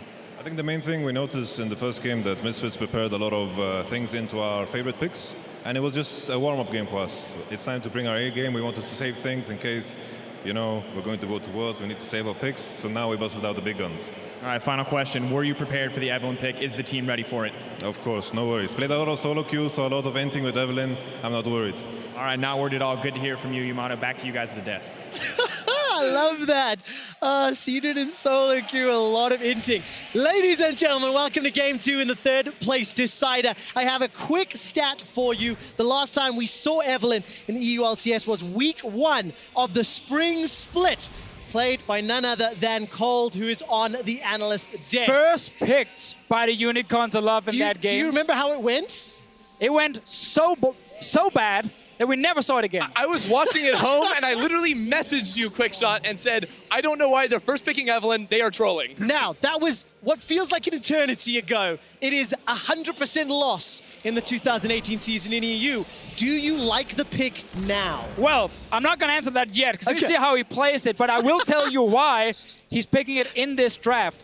What we have on the side of Misfits is Cho'Gath in one side lane, and what's most likely going to be Senkook's also looking to look for 1v1 duels later on in the game. And when you try and split up the map, Evelyn, because she's so hard to track and because she has so much burst damage against these targets, she will surprise you in the side lanes. And you're never feeling safe in the lane where Senkook's is at, knowing that Maxwell can show up. So if you want to break what is a super strong 5-on-5 teamfight comp, you gotta split up the map and you gotta look for picks. And you want to find picks where the Zillion isn't and the Kindred isn't too, because having those revives against the solo potential of this Evelyn is a big issue for Maxwell. All right, talking about some big issues in the previous game, Mickey himself on that recon was gigantic. Mickey and Hans Sama have started this game by going to steal away that Rift Scuttler. And Sama gets the gold, and you can see some of the early game impact that Mickey has. Kills plus assists at 15, first in the league. Kill participation, highest for his role. Now, I love the fact that he goes into the Scuttle Crab too, because in game 1, he paired up with Maxlor to make these plays early on and steal away camps. Now, Maxlor went for a very interesting route where he went for the Krug camp second for that bonus EXP. Yeah, it's important to highlight. Evelyn is really weak in the start. Like, it's terrible. You don't really want to do anything. So they knew Kindred might actually be able to get double Rift Scuttler, she might be able to invade him, and that's why the bot lane could go up and secure one on bottom side, but Kickers also knew he could invade. Maxlor is just trying to play as passive as possible, because he doesn't really want to do anything yet. Yeah, and he totally actually skirted around the vision there of Kikis. Kikis put a deep ward on top of that Raptor camp. You even saw Senkux put a ward there himself to make sure that camp was not stolen away. And now Maxlor, I think, actually goes down either to gank bottom lane or take the Krug camp, just kickstart his way towards that level 6 point. Can they do something? They have Braum with the exhaust to set it up. Maxlor looking for a play. Oh, take a look at this. It's role reversal. Flash for flash. Not going to find the target, though. But Mickey still gets Attila's flash. Yeah, that's the big trade. We actually saw a very similar play back in game 1, but flipped. Now Maxlor has the chance to get 2 Krug camps. Now, Krug camps are worth more EXP than the other camps. Think of them as about a camp and a half worth. So just 2 of those is the equivalent of 3 camps on the side of Kikis, and it's so good on such a bad champion in the early game. Yeah, and I'm pretty sure Kikis, while this gank happened, was actually checking to see if Maxlor's camp was up on the top side, but he didn't get anything. Yeah, it wasn't. There was nothing for him, so Maxlor didn't even lose anything and still managed to get a flash bot side and another camp. That's actually a great play. And even when Kikis went for the invade, he just put down a ward, so he left those Raptor camps, so Maxlor has the perfect early game here on this Evelyn. But gentlemen, game 1, Maxlor Goomba stomped Kikis. He really stepped up and had a fantastic performance. It's a champion that we're a little surprised to see the Evelyn, but it's a very good start to the game. So Ender, you know, should we expect a similar level of stomping on the Maxwell sides? I don't think we can, because again, up until level 6, you don't have the ability to actually scrap and fight with the enemy jungle. I do have to point out too that Kikis did steal away some of the minions in that Raptor camp, so he left a few there to make Maxlor feel a little bit bad when he goes and discovers that one. Well, Kikis not able to carry in the last game. Was not able to carry against Schalke. Now with this Kindred pick again locked in for him. Seeing an Evelyn on the other side that he's not scared of in the early game.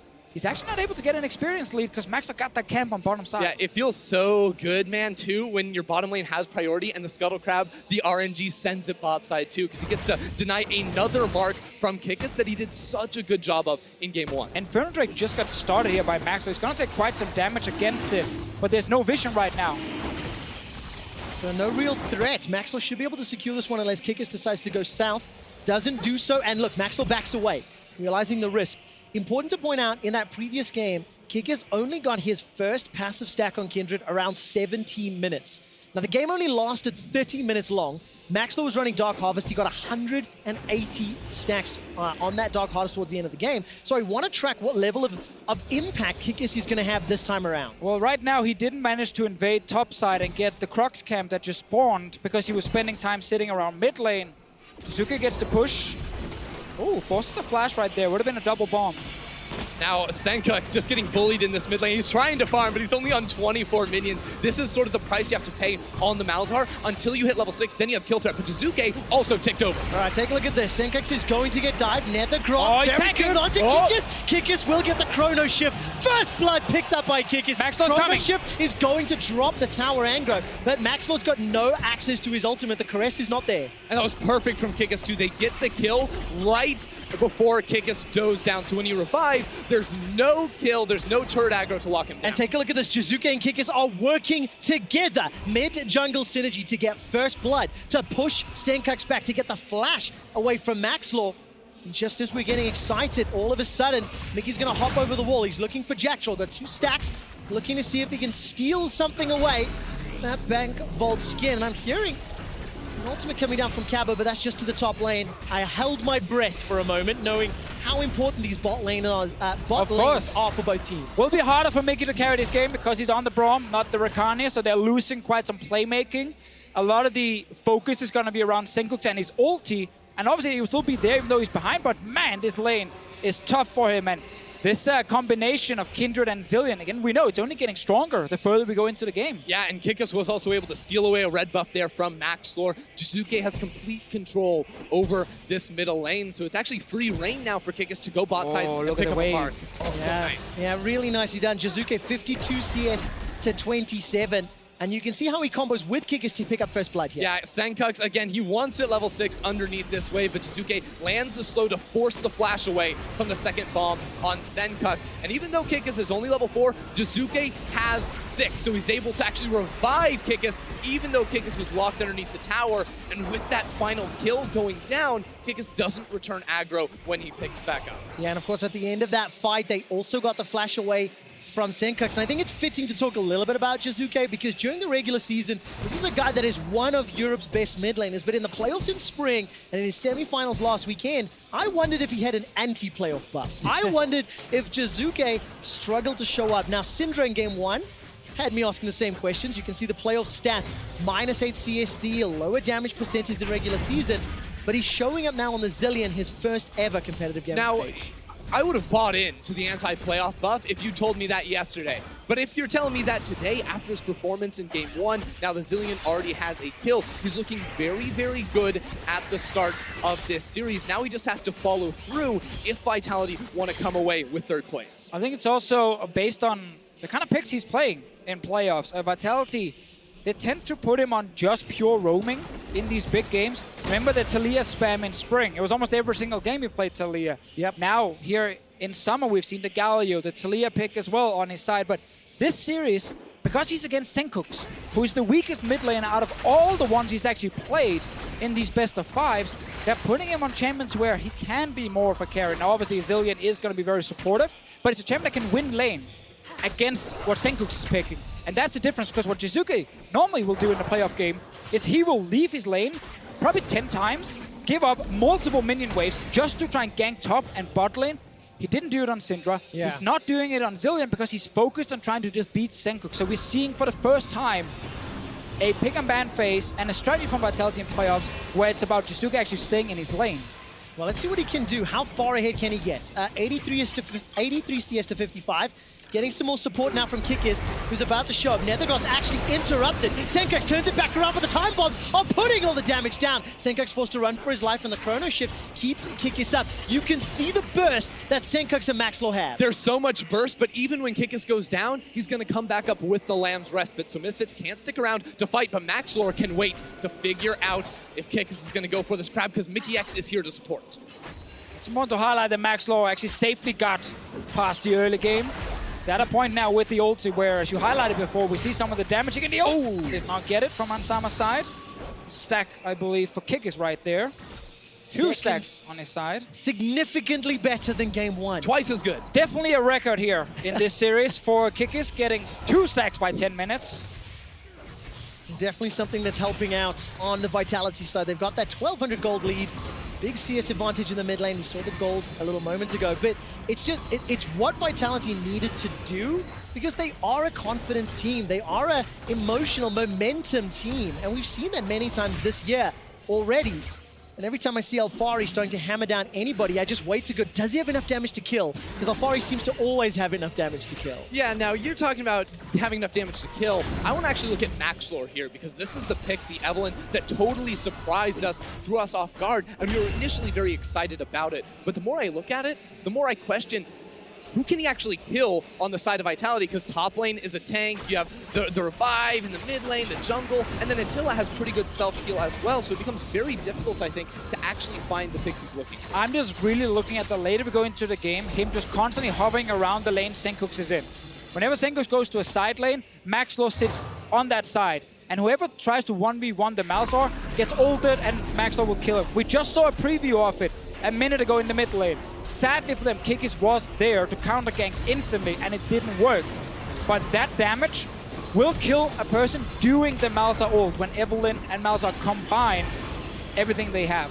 Oh, so let's see the coordination and how this team fights play out to Fisho. A couple of minutes away from that, but look at the itemization differences here. Misfits, a little bit defensive start, Merc Treads and the Mask for Alfari, but you've got the Ceres being stacked towards by Jizuke, no boots yet, relying on that E movement speed. And of course, Rage Blade already picked up by Attila. This is the kickers that Vitality love to see, pushing all the way forward. Here comes Jack Scholl, gets the headbutt and the pulverize. Alfari continues to run for his life. Ignite thrown down means Alfari forced to flash for his life, but look at Vitality, uncontested in the bottom lane tower. This will be the second tower of the game going their way. But at the same time, Misfits are starting up Rift Herald on the top side of the map. This is they're going to try to use to knock down a tower or another second tower here to get some much needed gold for Misfits, because the mid game, I feel like, is where they can really come online and try to find fights. Oh, Vitality, they're moving in here. Alistar's already here. Zillion and Kindred on the way. 4 big members on the side of Vitality. No ultimate available for Cabo though, but he doesn't even need it. Manages to go for the decimating smash, and look at the headbutt pulverize. Jack Scholl not able to kill Mickey just yet. Mickey once again escapes with his life. Here comes Max Law. He's trying to chase him down on the sides. There's a fight on multiple fronts. Stand up! It's a double bomb from Jizuke, and the second one takes him out. Alfari's now in trouble. Knocked inside the pit. No flash, and Vitality find 2 more. If Misfits can't find a pick, can't burst someone down at the start, Vitality will come away with the fight in the long run. And of course, fans here in Madrid saying Misfits are choking. I think that was what the hand signal was saying. Choke, ladies and gentlemen. But Vitality, 3 kills to 0, 3,000 gold up. And they've got themselves that Rift Herald as well. And I really want to mention what happened here. Misfits lane swapped and said, we will trade the bot lane turret that we're going to lose anyway for a Rift Herald and a turret on top side. We saw the ulti from Hansama killing the caster minions bot lane. What Vitality then said is, we don't care about bot lane turret, we're just gonna run straight to top side because we know we can stop this play. And then Vitality literally got everything. It starts with this team fight right here. And you'll notice Senkux is not in a good position. He's in the middle of 4 people, so he can't actually lock down the ultimate. And the Zillion is able to make Maxlor not that relevant in this fight. And we saw right here, if Senkux had just ulted onto Jizuke, Maxlor could have gotten a kill onto Jack Scholl. But they didn't get to combine the 2 things, which meant that Jizuke snuck the ulti over the wall and ended up staying alive. And you zoom out after the end of that play, well, Misfits are trying to trade towers. Vitality have 1, Misfits have none. Then they tried to sneak away the Rift Herald. Vitality ended up picking that up as well. So the early game is wildly in favor of Vitality, and that will give Vitality fans so much faith for the closing of this match. Another great thing for them. We mentioned how, with the ulti from Malzahar onto a Zillion, you can try and kill him before he can use his own ulti. There's a QSS now on Jizuke's side. So that's not happening anymore. He will always be able to ult himself and buy time for the rest of the team to show up. I think the best news for Vitality is the fact that they have the scaling advantage too. They've got a Kai'Sa, Zillion to just keep this Kai'Sa alive. So it's up to Misfits now to try and force plays. Even then, though, Vitality are still going to be grouping up and making some of their own. Because it's important to highlight, whenever we have seen this Zillion-Kindred combination, the first 10-15 seconds of a fight, it's so hard to beat Zillion Kindred. Yeah. That's where they have the ultis. That's where they get you back to life. You keep trying to wait for them to disappear and then try and kill a target, but they're still dealing damage to you. Once you get past the 2 big ultis, if you have stayed alive for long enough, then you can try and win. And that's the concern for me, is that Misfits have a lot of upfront burst. Their ultimates from a Malzahar and the Evelyn as well, and even the Cho'Gath are very good at instantly taking down people, but Vitality drafted perfectly to counter that strategy as Kikis comes down around from behind. Trying to find a target. Hansam has already used the E to escape, holding on to his flash for now. Mickey's buying some time with that Unbreakable, and will actually buy enough time. No summoner spells used on the sides of Misfits. And that side lane matchup that you were expecting to see a little bit earlier, Deficio, has played out exactly. Yeah, and again, I'm waiting. You can already see Maxlor on the minimap was hovering to top side, being ready to make that play I mentioned earlier, but they're so far down that they're probably never getting time to actually do it, because when you're putting 2 members top, no one can defend bot lane. And of course, when Rift Herald was picked up in that team fight win earlier, it was Attila that picked it up. He's thrown it down the bottom lane. It's already secured the inner turret, and it's got a very big boop onto that inhibitor turret. Kikis is at 3 stacks. We're not even 17 minutes into the game. It's 3 times better than his Kikis performance in game 1. And as it stands, Vitality have just spun this series on its head. They've done to Misfits what Misfits did to them. It's a complete U-turn from game 1, where it's Vitality dominating the early game and actually giving themselves better options to scale into the late game. Here we go. This is the side lane play Deficio's been talking about all game. Cabochard's got flash available. What a play! And that unstoppable onslaught. Great play. It was a phenomenal potential setup, okay? Phenomenal potential. Yes, phenomenal potential, but it just didn't pay off yet. The worst part is that the only person he can actually go for is going to be Cabochard if he's trying to team up with Senkux, because now it's not just Jizuke with the QSS, but it's also Attila. Yeah, and really a big problem for Misfits is normally when they pick Malzahar and accept they're going to lose lane, they have a winning lane somewhere else. But they drafted the Ezreal on the bottom side, so they're not looking to win that lane super hard. It's the tank v tank matchup on top side, and that is scaling jungler. So Misfits in the early game didn't really have anywhere to play around, didn't have anyone else who could pick up the slack. Here we go. Well, here comes Mickey. He's instantly headbutted away. Now, they didn't commit a huge amount, but the ultimate's there for Hans Summer and Mickey. Not going to do a whole lot, and if that had worked out, Jizuke still had the Chrono Shift available. Now, Misfits, when they went from being this team that went 9-0 at the start of the split, started losing the majority of their games in the second half, it's largely because they stopped doing what was working for them. These drafts that played so much around bottom lane, early priority junglers for Maxlore. So it's a little confusing and worrying now to see them go from a game one that worked so wonderfully for them, change things up to this draft that wants to sit back a little bit more and not have that same level of early aggression. And we'll just see how well they figure it out. As Attila's Kai'Sa was pushing the top lane, there was support there from Jacktroll and Kikis to flank. It's going to be a swap of lanes. And while both teams are pushing respectively on the towers, Misfits, they are still playing from behind. I gotta give credit to Cabochard here. He's constantly aware that he's the target. So whenever Maxwell hasn't shown for a while, he plays super passive. He walks away in the bottom lane, so Maxwell can't find any side lane ganks. There's also a big issue here. Misfits are hard committing for the tower. Here we go, the Double stun! teleport, that's a very good stun onto Maxwell. Oh, The look at tower top is still lane. the focus, but Vitality, they're going to go for the base. They're already pushing up into the top lane. Hans Summer and Maxwell are so incredibly low. They've got a minion wave to work with, and the tower is still standing. And I mean, if you're trying to trade towers, you don't want to give up on the inhibitor. Oh, definitely not the case. Cabochard now the He's focus. dead. Actually He got dying. so much damage in a 2v4. Jizuke and Cabochard, they turn it around. Finally, the tower goes down, but Vitality don't care. Before 20 minutes on the Here's clock, the turn. they're on the inhibitor. Cabochard now survives at Nethergrass. He has to re-engage. Chrono Shift is buying some time. And Cabochard just got a kill. They're still on Jizuke.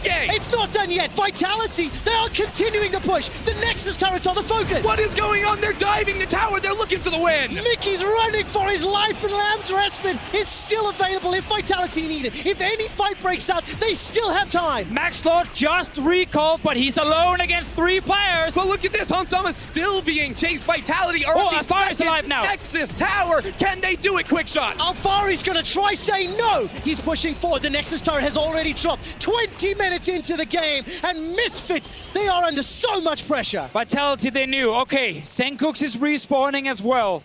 Alfari just respawned, managed to move in with Maxlore. Both Nexus turrets gone. Top inhib gone. And we just hit 20 minutes.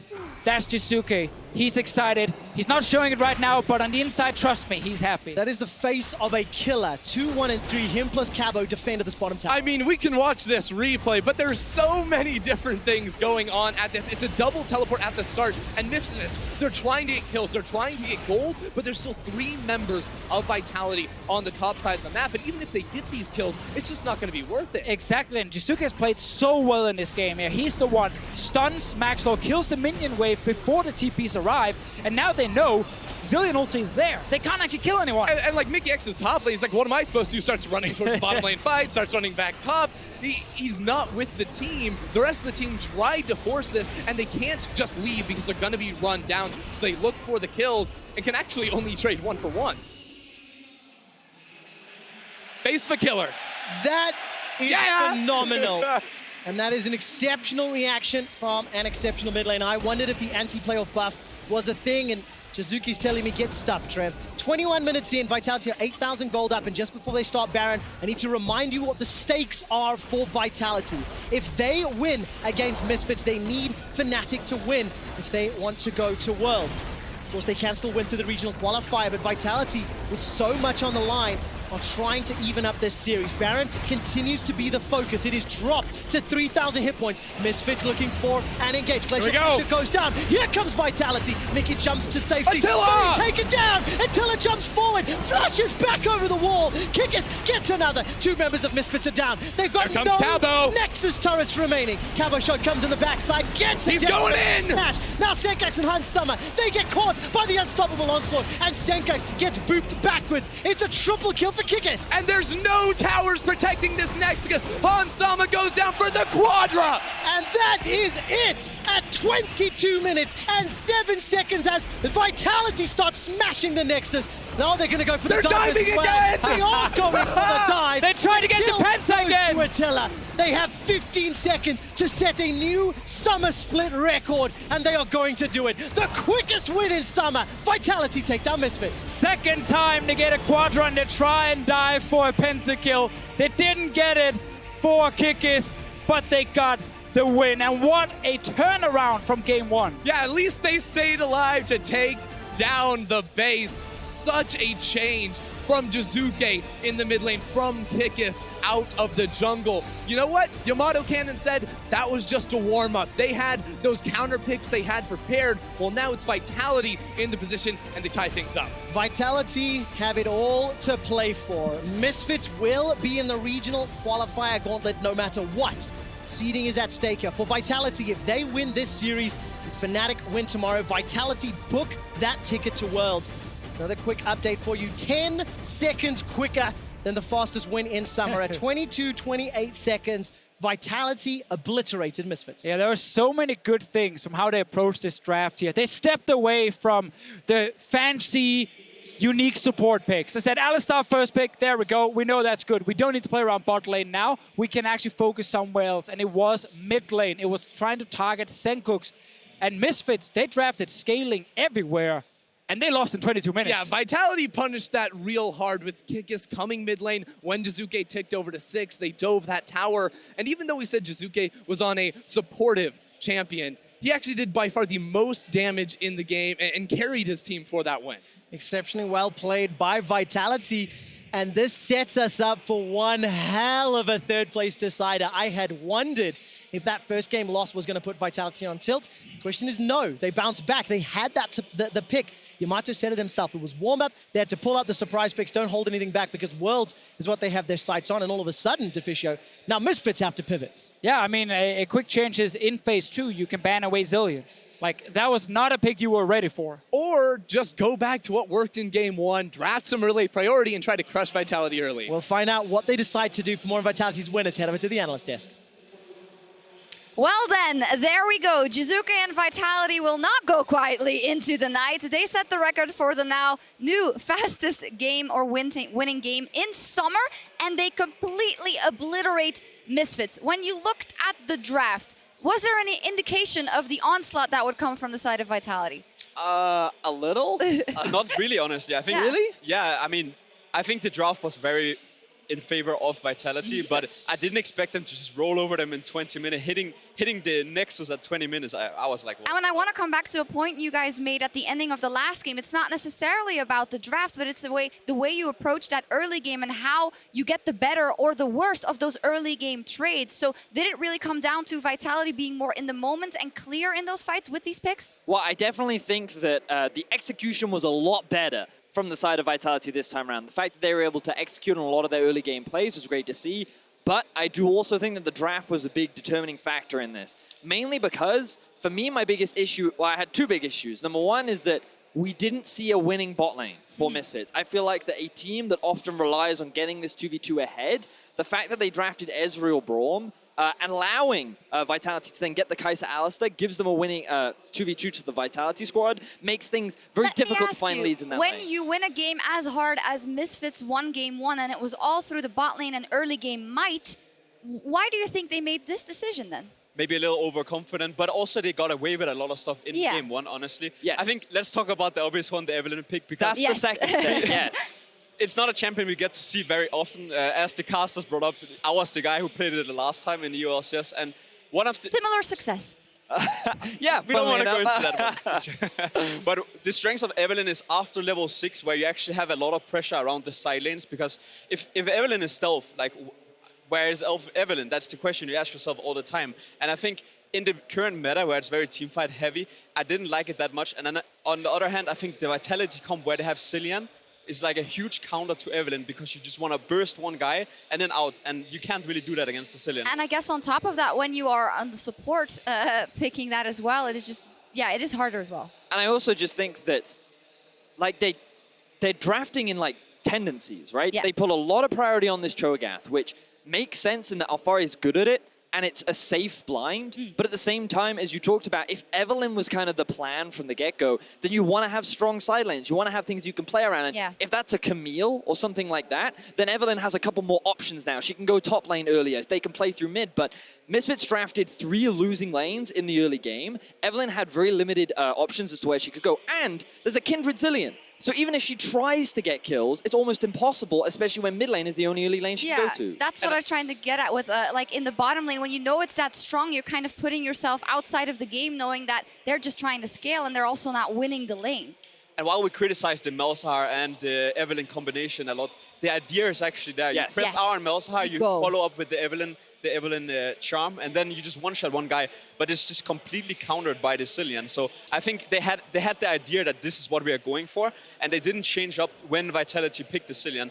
And you know, it's not often we praise NA League of Legends, but I mean, for once they actually brought up a combination that was good. We saw it in C9, with C9 rising to the top with especially this composition where you play Zillion and you play the Kindred and you play super aggressive. So a lot of props for them to pick it up, and I'm glad to see it because it is so strong. And it seemed to work perfectly for what Jizuke wanted to do. Also in terms of jungle, Maxor versus Kikis. Maxor was amazing on his Graves in game 1, but now Kikis on the Kindred finds those kills that he needs in the early game. And I love this execution because you'll note that Kikis takes tower aggro initially, but Jizuke is level 6, which means that he's able to get the kill, he revives, they also have the Kindred ultimate up too, and everything about it is clean, it's well executed, and this is the kind of Vitality that was missing in game 1. So if they continue to perform like this and they start to bring out the big guns that they've apparently been hiding, Vitality now starting to look a lot more favorable in this. Do you think in the game 2 they're now pressured to start, but like they were 1 game down, they know if they win here and Fnatic wins tomorrow, they go to Worlds, so they think, okay, right, now it's time. We're not hiding anything anymore. I mean, it's definitely in the head. Like if they get to win the series and then yesterday they leave Madrid with a world spot, I mean, then you're going to be a happy man, you know? So what I want to touch on a bit is that the fact that Yamato said we bring out the big guns, and I think we saw in the game that they actually practiced the Kindred and the Zillion because constantly Kikis was the aggressor. He was flashing in, he was playing aggressive, and then you follow up with the Zillion ultimate. And I think that is a lot of praise to the fact that they're actually bringing out new stuff.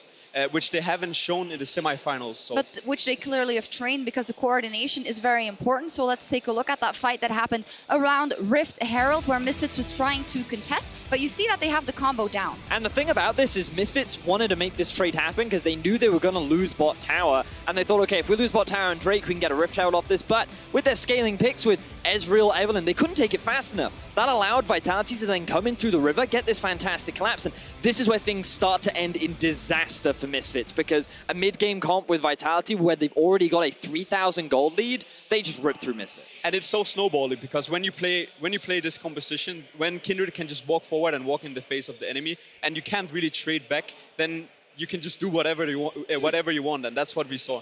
And that was also the name of the game for Vitality. They could do whatever they wanted. They played that split push game and destroyed Misfits base, brought to you by Acer Predator. Kills all over the map and an outplay by the Italian Stallion. So this was great from the side of Vitality, but it was also horrendous talk about from the positive. side of Just Misfits. kidding. Because like the reality is like Misfits, they see Vitality see that there's a hard commit bot side, so they just run it down top. I like the decision-making from Vitality. But the execution here from Misfits, they're completely indecisive. They don't have the damage to kill Sion.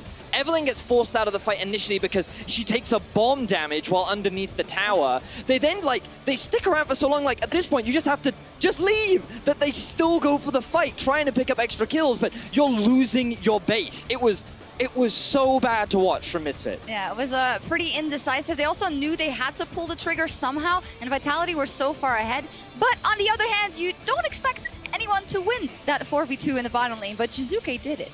I mean, they were just so far ahead, and I think the idea of trading something, and I mean, we have to talk about this guy. He had a phenomenal game, honestly, and if you sit on that stage and you make these kind of plays, and this is your reaction, I mean, you gotta love it. I mean, we wanted him to bounce back. We were looking at him that could be an opportunity for Vitality going up against Senkux in some situations. And the Zillion worked perfectly for that because he had pressure and he could execute in the team fights, although there weren't many. They just finished really quickly. And often a guy that is criticized for his lack of champion pool. We see him, they talk about it on the broadcast that, you know, he plays Gallia all the time, he plays Taliyah all the time, but he played Zillion this time and he actually played it very well. Yes. So a lot of I'm really happy to see that he's pulling out something new, because it's something we have been searching for. Like, what can you actually play? So good for him. But the question is, what else is there? Now, if we tally up, we're going into Game 3. We saw Game 1 with Misfits really strong in the early game and not leaving any opportunity for Vitality to come back. And we saw Vitality doing the same thing in Game 2. So we haven't really seen an even mid-game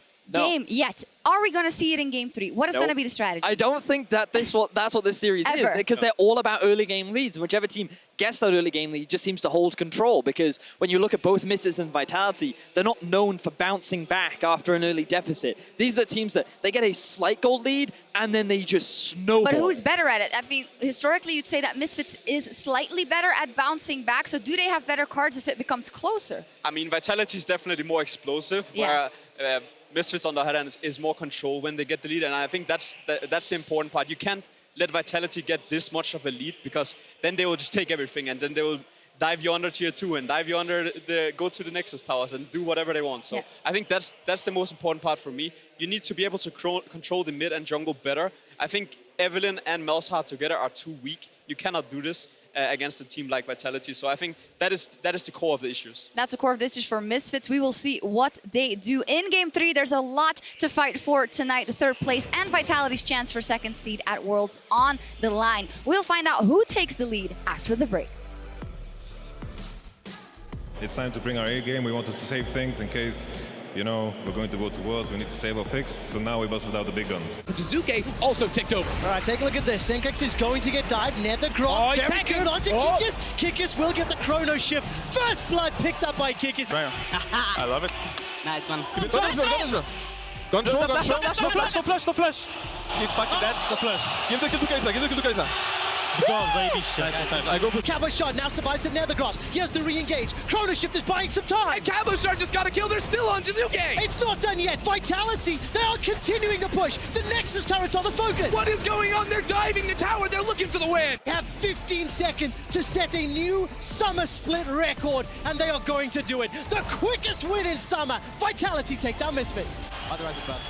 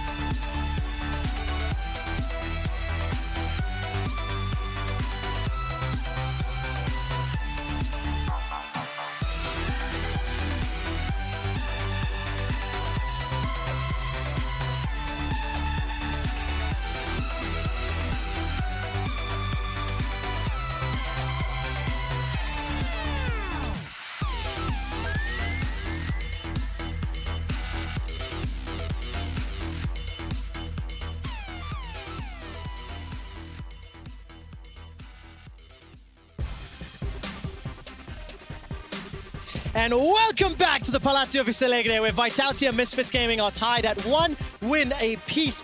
Just before we jump into the next game, I have a quick stat for you. Vitality won that game in 22 minutes and 28 seconds. That is the fastest game of the 2018 European LCS season and the 4th fastest game ever since we've been tracking the stat back in 2014. So, quick stat, quick games. 1-1. Ender, what does it mean? It means that Vitality are a really good early game team, and when they shifted their draft to focus harder on the early game with some options to go for aggressive tower dives, it made them look really good. It also means that Misfits showed us the worst draft all split long we have seen from Misfits. Not only was it bad on its own, it also never really suited the team because they had scaling everywhere and losing lanes. And really, I think the biggest for me was actually Ezreal Braum is not the solution for Misfits when Rakan is banned. On top of that, I think you want Maxlor, even though he navigated the early game really well on Evelyn, he needs a champion that can actually go in. Right, I mean, a big problem was he forces Sengoku to blind pick his mid laner and get counter picked, and then he grabs Evelyn, which wasn't even good in that composition, but that is in the past. New game, same bans from Misfits. Now, of course, we are getting to first pick territory as Olaf, Draven, Thresh taken off the table, Urgot, Rakan, Kalista. It is Alistair one more time. Just very quickly, Deficio, this Urgot priority, it was huge on 8:15 in the LCK finals earlier today. Why is it showing up now in Madrid in finals weekends? There are certain champions where players do not actually realize how strong it is because they just don't think about Urgot as a potential thing. But once you test it enough, and it definitely happened in LCK over the 3 weeks break they have, teams figure out, wait a minute, this pick is actually so insane, it's almost impossible to gank him because he's so good when you're close to him. And also he can build tanky while still dealing a ton of damage. So he's such a power pick now that we didn't actually expect. But also in the LPL, we also do see it. Also, since we've actually seen Vitality banning it in all of these games, it makes you think that even though they haven't played against Misfits in a while, they're maybe going, well, Alfari actually played a couple of games of this in solo queue. Maybe there are options for him to go on to that pick. And we'll find out whether or not that Urgot slides through into picks and bans later this series. To catch back up on the draft, no huge pivots in the draft yet. It is the Alistair first pick, but because Vitality chose red side, this time it'll be in Mickey's hands. The Braum is handed over to Jack Troll, and Attila will once again get Kai'Sa. Now, the change I do like is the priority on Kai'Sa as opposed to Ezreal. Ezreal's lost both games so far today. It feels like we're going for later game scaling AD carries. The Kai'Sa and now the Tristana both fit that bill. Yeah, I also love the fact that it's Mickey getting the engaged support. Brilliant. Such a big difference compared to, like, while he's a great Braum player, you don't have a lane you suddenly play around a lot. Alistair, Tristana is actually a lane where if you do get ahead, you do have quite some kill pressure because you have a lot of ways of starting 2v2 fights against against Attila and Jack Troll. Yeah, I was about to be really surprised if they didn't lock in that Cho'Gath. Alfari has been so consistently insane on that champion, coming up with huge solo kills and just being a rock for this team. All split long, he has been consistent and has allowed the rest of his team to focus on other areas of the map. Now this could be a key one. Do they grab either a jungler or mid lane and ban away 2 bans or 2 target bans on the side of Misfits? Or do they just grab Sign and say, you know what, we're happy with the first rotation, we have bot lanes locked, top lane locked, now it's all about mid and jungle, which is the key thing in this matchup. Yeah, we fall into the situation where, again, we expect Vitality to ban 2 junglers. Now Misfits, they've actually been banning mostly mid laners in the second rotation so far this series. Zillion ban potentially, or do they take away the Kindred? I think that if you take away one, it largely eliminates the other. What would you prioritize, Deficio? Depending on what you want to play in the mid lane, I would probably get rid of Zillion. Well, they just did, so you're a genius. Sadly, I said it like 2 seconds too late. Yeah, I wasn't going to say that. You could have looked really smart, but I don't want to cheat. Yeah. I'm being real here. Not like on those superior analyst predictions. Oh.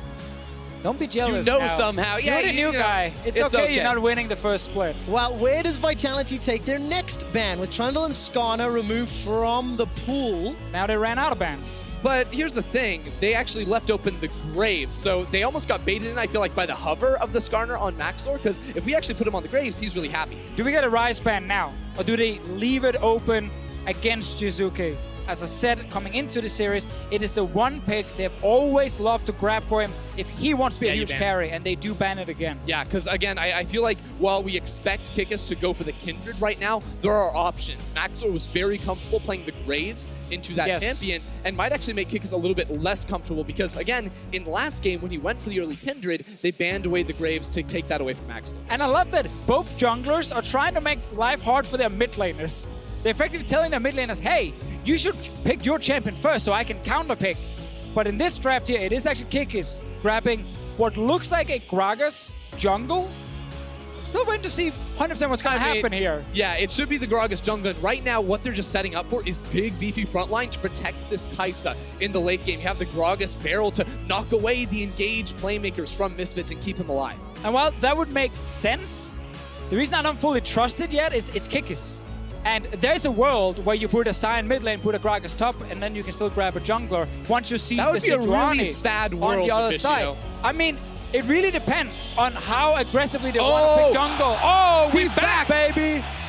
Senkux has not played this champion since he was undefeated, since Misfits were undefeated at the start of the split. He picked it against Fnatic. Caps brought out the Wukong, and he was annihilated. He was then scared from this pick, but when it's the clutch moments, they're tied 1-1 with Vitality carry versus carry here in Madrid, and he's gonna be battling against Jizuke's LeBlanc.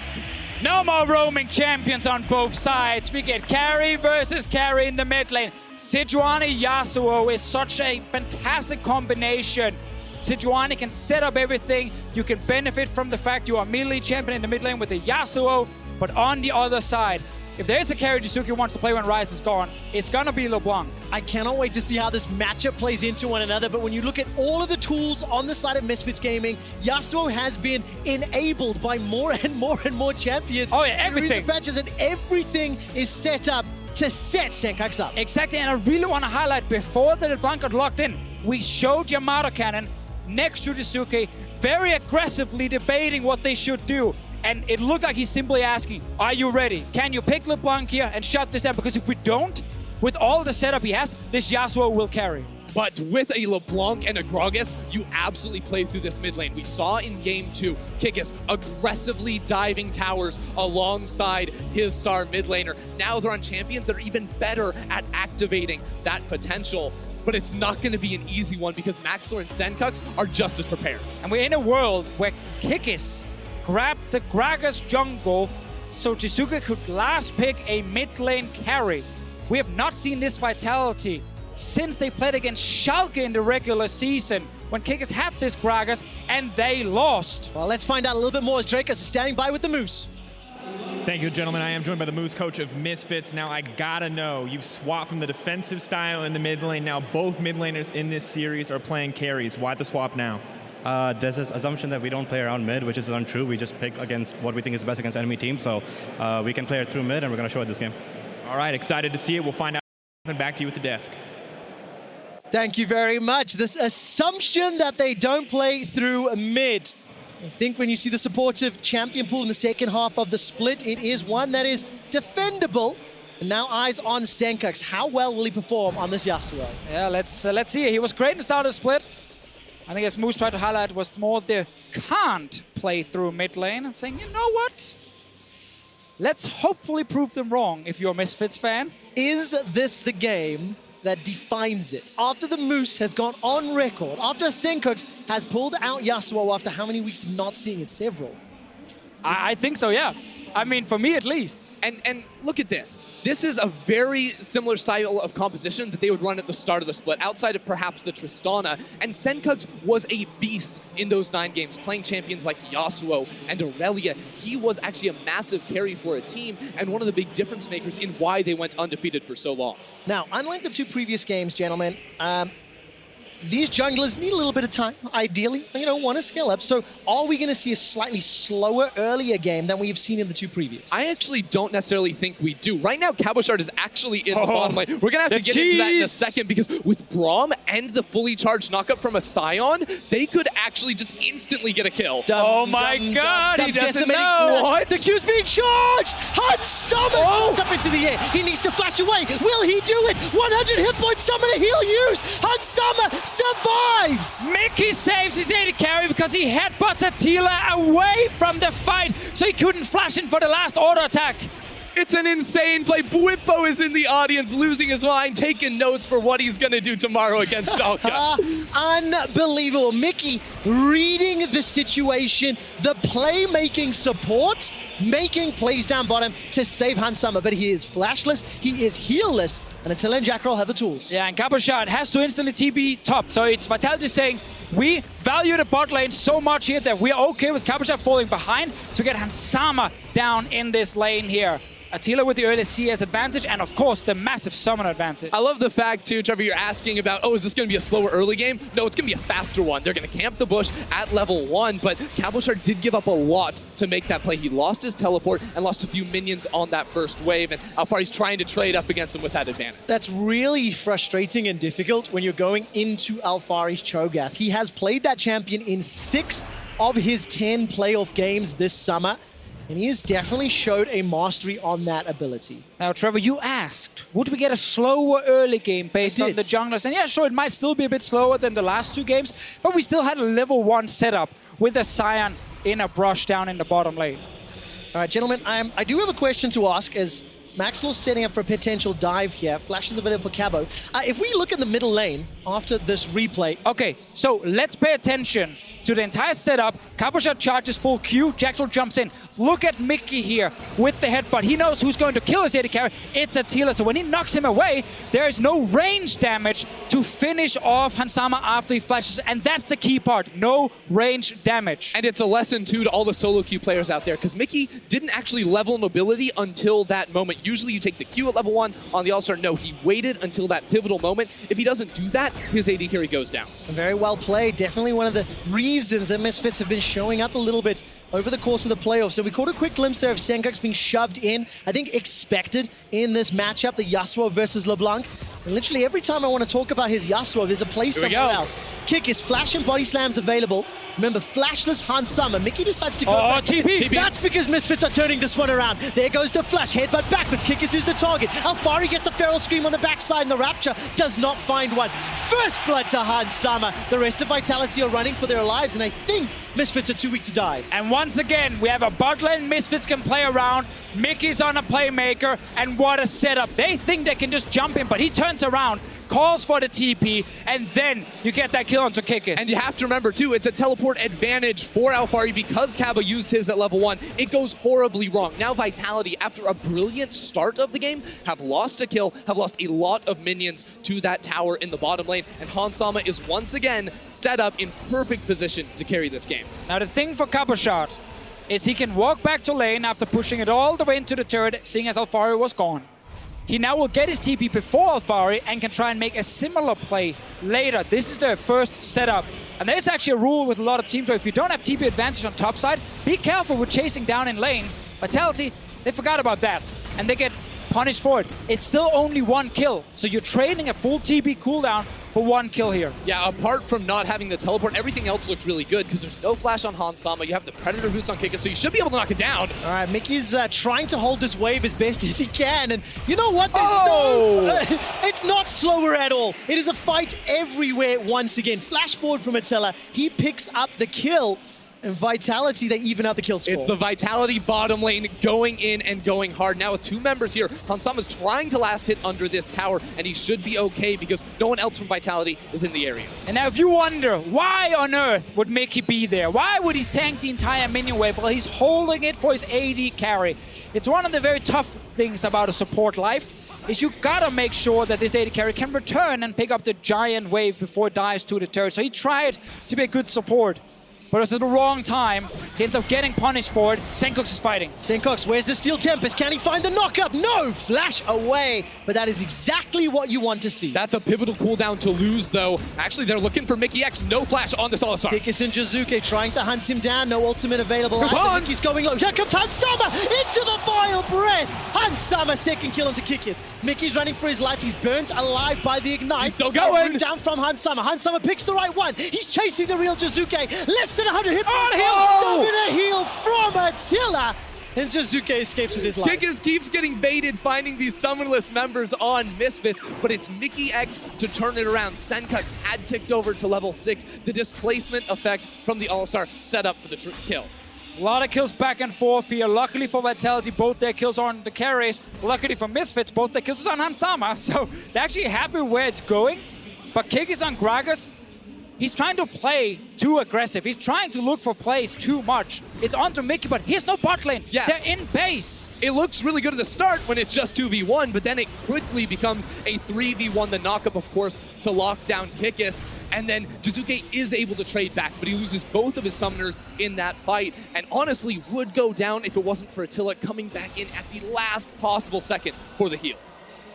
Attila at the right place at the right time. It means it's 2-2 in kills. We're 8 minutes in and gold is bang on even. Remember we talked about that TP earlier from Kapashot being ready soon if something happens bottom side. Kickers, he just never stops. You're on a Gragas, mate. You can farm. You don't have to permagank everything. Lies, Deficio. He wants kills. Vitality are always looking for the early game fight. And it is the Predator Gragas, so there is more options for you to be really proactive. For some of our longer-term viewers, you may remember when we talked about junglers as being herbivores or carnivores. People who like to farm the jungle or people who like to farm champions. And Kickers definitely falls into the carnivorous state. Senkux has evened out the CS. He's picked up those Berserker's Greaves, and we see him actually chasing forward into Jizuke over and over. With the help of Mickey, he just needs a knock-up. Will it come? May not even be needed. Glacial Prison comes down and easily picked up by Maxwell. 3-on-1, they get the kill. It was so key that in the last trade, Jizuke lost the flash. That leads to this very easy setup once Naxor gets on over to his level 6 to come mid lane, to play around mid lane like Moose said that Misfits could do and get another kill.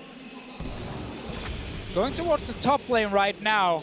Can he do anything? Cabo's low on mana, got his ulti and has flash though. I mean, with Feast on cooldown, I don't think there's enough damage there to Fischio, and you can see Cabo, he backed away. I feel like he was early enough.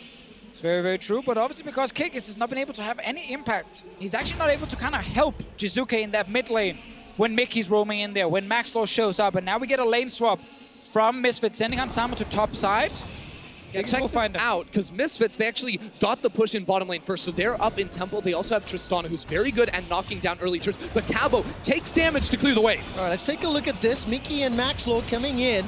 Cabo's going to be able to escape with his life for now. I was holding my breath in case there was follow-up, but there wasn't an opportunity just yet. Yeah, it was really scary for Cabo, but it's a very important thing to clear that wave so you don't give time for Misfits to hit the tower. Now Attila and Jackjoel can match in this 2v2, but Misfits have no intention of matching. They want to fight. They absolutely do. There's a knock-up into the air. Cabo's going very, very low. Already used the ultimate. Flashes over the wall, but he's locked down by Sejuani. Decimating Smash gets a two-man knockup. Where is Senka? Hansama goes so low. Taken out. Here comes Attila. He gets a double kill with the Acapian Rain. Hansama's with him down. There may not be enough damage on the side of Misfits. Senkex has already used that last breath. Flashes over the wall. Goes through the Rift Herald, and Jackjoel's trying to chase him down. Ignite has already been used, and Mickey will be chased down by Jizuke. Vitality, they win the fight. They nearly wiped Misfits too as Jizuke drops the dubstep Ignite. Fantastic stuff out of them. They match the fight from Misfits in the river and come out with a massive victory. Oh man, Misfits, they felt so confident because they had to push top lane. They moved to mid first. That's why when they see the Sion, they go to engage him instantly, but Caboshot bought enough time, and then when they chased towards all the tanks, we had a Braum there, we had a Gragas and a Sion, they got enough damage and CC down to set up a kill for Jizuke. And again, it's Misfits that want to start it off, but I want you to keep your eyes on Caboshard and then the carry thing, because Cabo actually disengages and lands a massive two-man knockup. Then you'll notice Attila comes around on the side to play off of that CC and snipe away the carry Hansama on Misfits. Yeah, 5-man ulti as well from Jackjoel onto Misfits. And if there's one AD carry you want who needs to roam from a lane to a fight, it is something like a Kai'Sa where you can land the W, you can then jump in with your ulti and actually get in range. And that was just a perfect setup for the carries of Vitality. And when the dust settles, you look at the carry, you look at Attila, comes away with a shutdown and another kill, finishes off a Stormrazor. So they are set up to keep looking for more and more aggression around their star players. And we barely had a laning phase. in this game. It's just constant action everywhere. Lane swaps now happening. Mickey behind. Whoa! Here we go. Mickey's gonna jump in. Jackson gets locked up. That was a fantastic barrel from Kick as he disengages everybody. Jizuke doesn't seem to be done yet. He's fishing for an opportunity, looking for an ethereal chain, but he won't find it just yet. And you see every time Attila starts roaming down, he's waiting for a CC to land so he can jump into the back line and snipe someone out.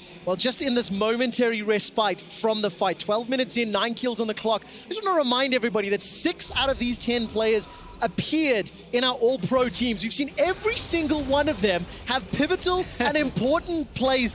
Wait for this, though. There's a Hex Flash. Alone. Here comes Mickey again. That's going to get Attila's flash quite defensively on the back end. And it's not done yet because here comes Jack Troll. Glacial Fish is available to him. Not going to throw it down just yet. I'm looking at the minimap. There's no further support, but just seeing these guys quite literally going ham, it is a hell of a show here in Madrid. And that's how you get on the All-Pro team. You play aggressive and you get the kills to make it count. Now, again, we're on the Herald. This has been a huge point of contention and a teleport from behind. All right, Alfari's trying to come in, but so is the There we go! onslaught. This is another 5-on-5. The last breath has already been used, and the first victim is Mickey. What more can Senkux do? Where is Hansama and Attila? Hopping over the wall with the rocket jump. That's a feast. Look at that AoE damage from Jizuke. Not going to be enough to finish it up just yet. Attila does get chunked very, very low, and Alfari will be the final member to go down. It ends up being a 2-for-2, or 2-for-1 rather. And Attila was just untouched in that fight. Once he disengaged right at the start, he was able to kite back and dish out the damage and crush down the front line of Misfits. And that's the important part, Ender. 2 fights in a row where the carries of Vitality have enough time due to their massive front line to wait for the right moments. They're not the ones getting targeted and killed early on. Oh no, oh no, oh no, Mickey, you definitely picked the wrong route there. Unstoppable. Did he? The unbreakable, rather. Did he save the damage, the turret right there? Save the tower, that's the question. At least some damage on the turret was avoided by Mickey making that little play. Oh man, so many fights in this game here. Let's see the setup once again. Let's look at the focus of Misfits. If they want to win a fight, they need to get onto a carry with the Yasuo ulti, but it's all focused first on this. And now they actually get onto Attila, but he gets to jump out, and now it's only the front line taking damage. And we said in the draft it was so easy for the front line to buy space for Attila. Then you give these opportunities for Jizuke to just jump in and get a 4-man burst of damage. And you'll notice the 2 carries, the people that are doing the damage for Vitality, are not taking any damage whatsoever themselves. Very, very true. The start was fine for Misfits, but Yasuo needs time. He needs items. He needs full crit build before he's actually going to destroy an 80 carry. So Attila could just jump out, get the shield from his ulti, and be safe after the initial engage here. Misfits not been able to get the lead they wanted in the mid lane to keep forcing these early fights. LeBlanc can do a lot more here in the early game. Well, we're nearly 15 minutes in, and Vitality, 2,000 gold up for now. With Mickey's ultimate earlier, he did save that mid lane turret, at least from follow-up push, so I apologize for doubting you. And Vitality instead, with the control they've accrued, they secure the first Drake of this game. It is an Ocean Drake, and now they're going to group up towards the middle. This time around, Mickey, no ultimate available to him. Vitality do not overdive, but they are remaining grouped up. Maybe going to decide the next objective to pressure. Yeah, maybe that Rift Herald too. That's how you really start to break open the game, because we still have all turrets standing at the moment. Misfits don't have enough wave clear, actually, with the Tristana here to get these waves knocked down to defend that tower. And they don't have damage to win the fights either right now. It's happened twice in a row. Them looking for big plays. They look for big engages around Senkux. But he's only sitting on that Zeal and double dagger. He still needs quite a lot of time before he actually can carry this entire game in favor of Misfits. And of course, I love this drop down that's just thrown up. When Vitality are ahead, they have a 16-3 record. They are pretty good at snowballing, pretty good at running their opponents down. That's part of the reason they ended up taking second during the regular season. Vitality now got themselves this lead, got themselves an advantage, and with a 3-1 for LeBlanc and a 4-0-2 Kaisa, they also have the carries to maintain and push through this lead. Definitely very true. Senkux will try and be a split pusher. He can deal with tanks with Conqueror on his side and his ulti. But once again, still need more items, need more time. I think Misfits have realized, wait a minute, we don't have to overforce fights all the time. We can actually wait a bit. Yeah, they want to slow things down, wait for the Phantom Dancer to come through on Senkux. Then even something like Asterix Gauge to give him some survivability in these team fights. The more defensive Yasuo builds are the ones we're typically more used to seeing, especially when you just look at the side of Vitality and there's so much burst over there that in order for Senkux to actually have a good fight, he's got to keep himself alive for a really long time. That's where Asterix could come in handy. They're hovering around the bottom side, hoping someone from Vitality will defend the turret and then try to tower dive them. But Jizuke is actually sitting behind Capushot. So they were potentially setting up their own little trap for Senkux, but obviously it's now going to be a trade of turrets. Attila is far ahead, though. And on the top side of the map, Vitality are set up around this Rift Herald. So even though it is a trade for turrets right now, having that Herald after already taking down 2 of the outer turrets is going to make it so much easier for Vitality to just take the reins, snowball this game completely. Fisher, you just used the phrase that Attila is far ahead. If I can ask the observers to look at the gold difference, the entirety of Vitality's gold lead is accrued in Attila's back pockets, in his coffers. And when you look at this team composition, initially we saw them building these tanks so that they could enable Kai'Sa. It's working as Vitality intended. 100%, and you're also much stronger on 2 items as Attila compared to the Tristana, who's gonna wait for that eye edge coming in third before you can really be that big late game carry. So all the eggs right now are in the Vitality basket, and especially in Attila's. And as soon as Attila goes back to base, that's a Ginsu's Rage Blade, which is going to be so effective at outtracking 4 frontliners. Oh my word! Heal keeps him alive. A few seconds longer. The tick ignites. Not enough. Poor Hansama. Flashback to the semi-final where he's playing against Caps in that game 4. He's also on the Tristana, and he is getting shut down by LeBlanc. This time it's Jizuke doing it, not Caps. Jizuke stepped up big, getting the assassination. Now Vitality have the Rift Herald full HP going on the first inner tower of the game. They can actually take that for the inhibitor tower. It's looking oddly similar to game number 2. All right, defensive there, distortion away from the side of Jizuke. The Hex Flash from Mickey didn't find its targets. The actual flash was being used right there to try and go in. Gonna be enough. And Vitality, 18 minutes in, like you said, and eerily similar to the previous game where Vitality were just steamrolling Misfits. So by now, Hansama needs to learn that in a 2v1 situation, the LeBlanc, especially now that she's level 11, will kill you. Mickey simply can't do anything in time because you just need a couple of abilities and an ignite. Yep, that was a WQR. Three button presses, I guess 4 if you include the ignite, and that's going to be a kill, and that's going to be a very happy Jizuke. It should just be a permanent Jizuke reaction cam, I think. For better or worse, it's definitely entertaining. Just a quick reminder, of course, today's the 3rd place decider. If you are a Schalke fan, you want Misfits to win tomorrow, because that guarantees Schalke go to Worlds. If Schalke win tomorrow, Fnatic go to Worlds. And that means Vitality will be sanded in that regional qualifier. Fnatic take on Schalke at 5 p.m. is our opening ceremony. Ready check starts at 4:30. Before that, though, we've got at least a couple more games today. Fnatic playing for the first seed, and of course being the champions again. While Schalke trying to steal away that first seed on their side. Fnatic is guaranteed to go, no matter what. So they can sit back and relax for now. Look at that damage. Jizuke almost made the Venn diagram complete the kill, but wasn't able to do so with the dashes around. Instead, it's going to allow Vitality undefended time on this inner turret for now.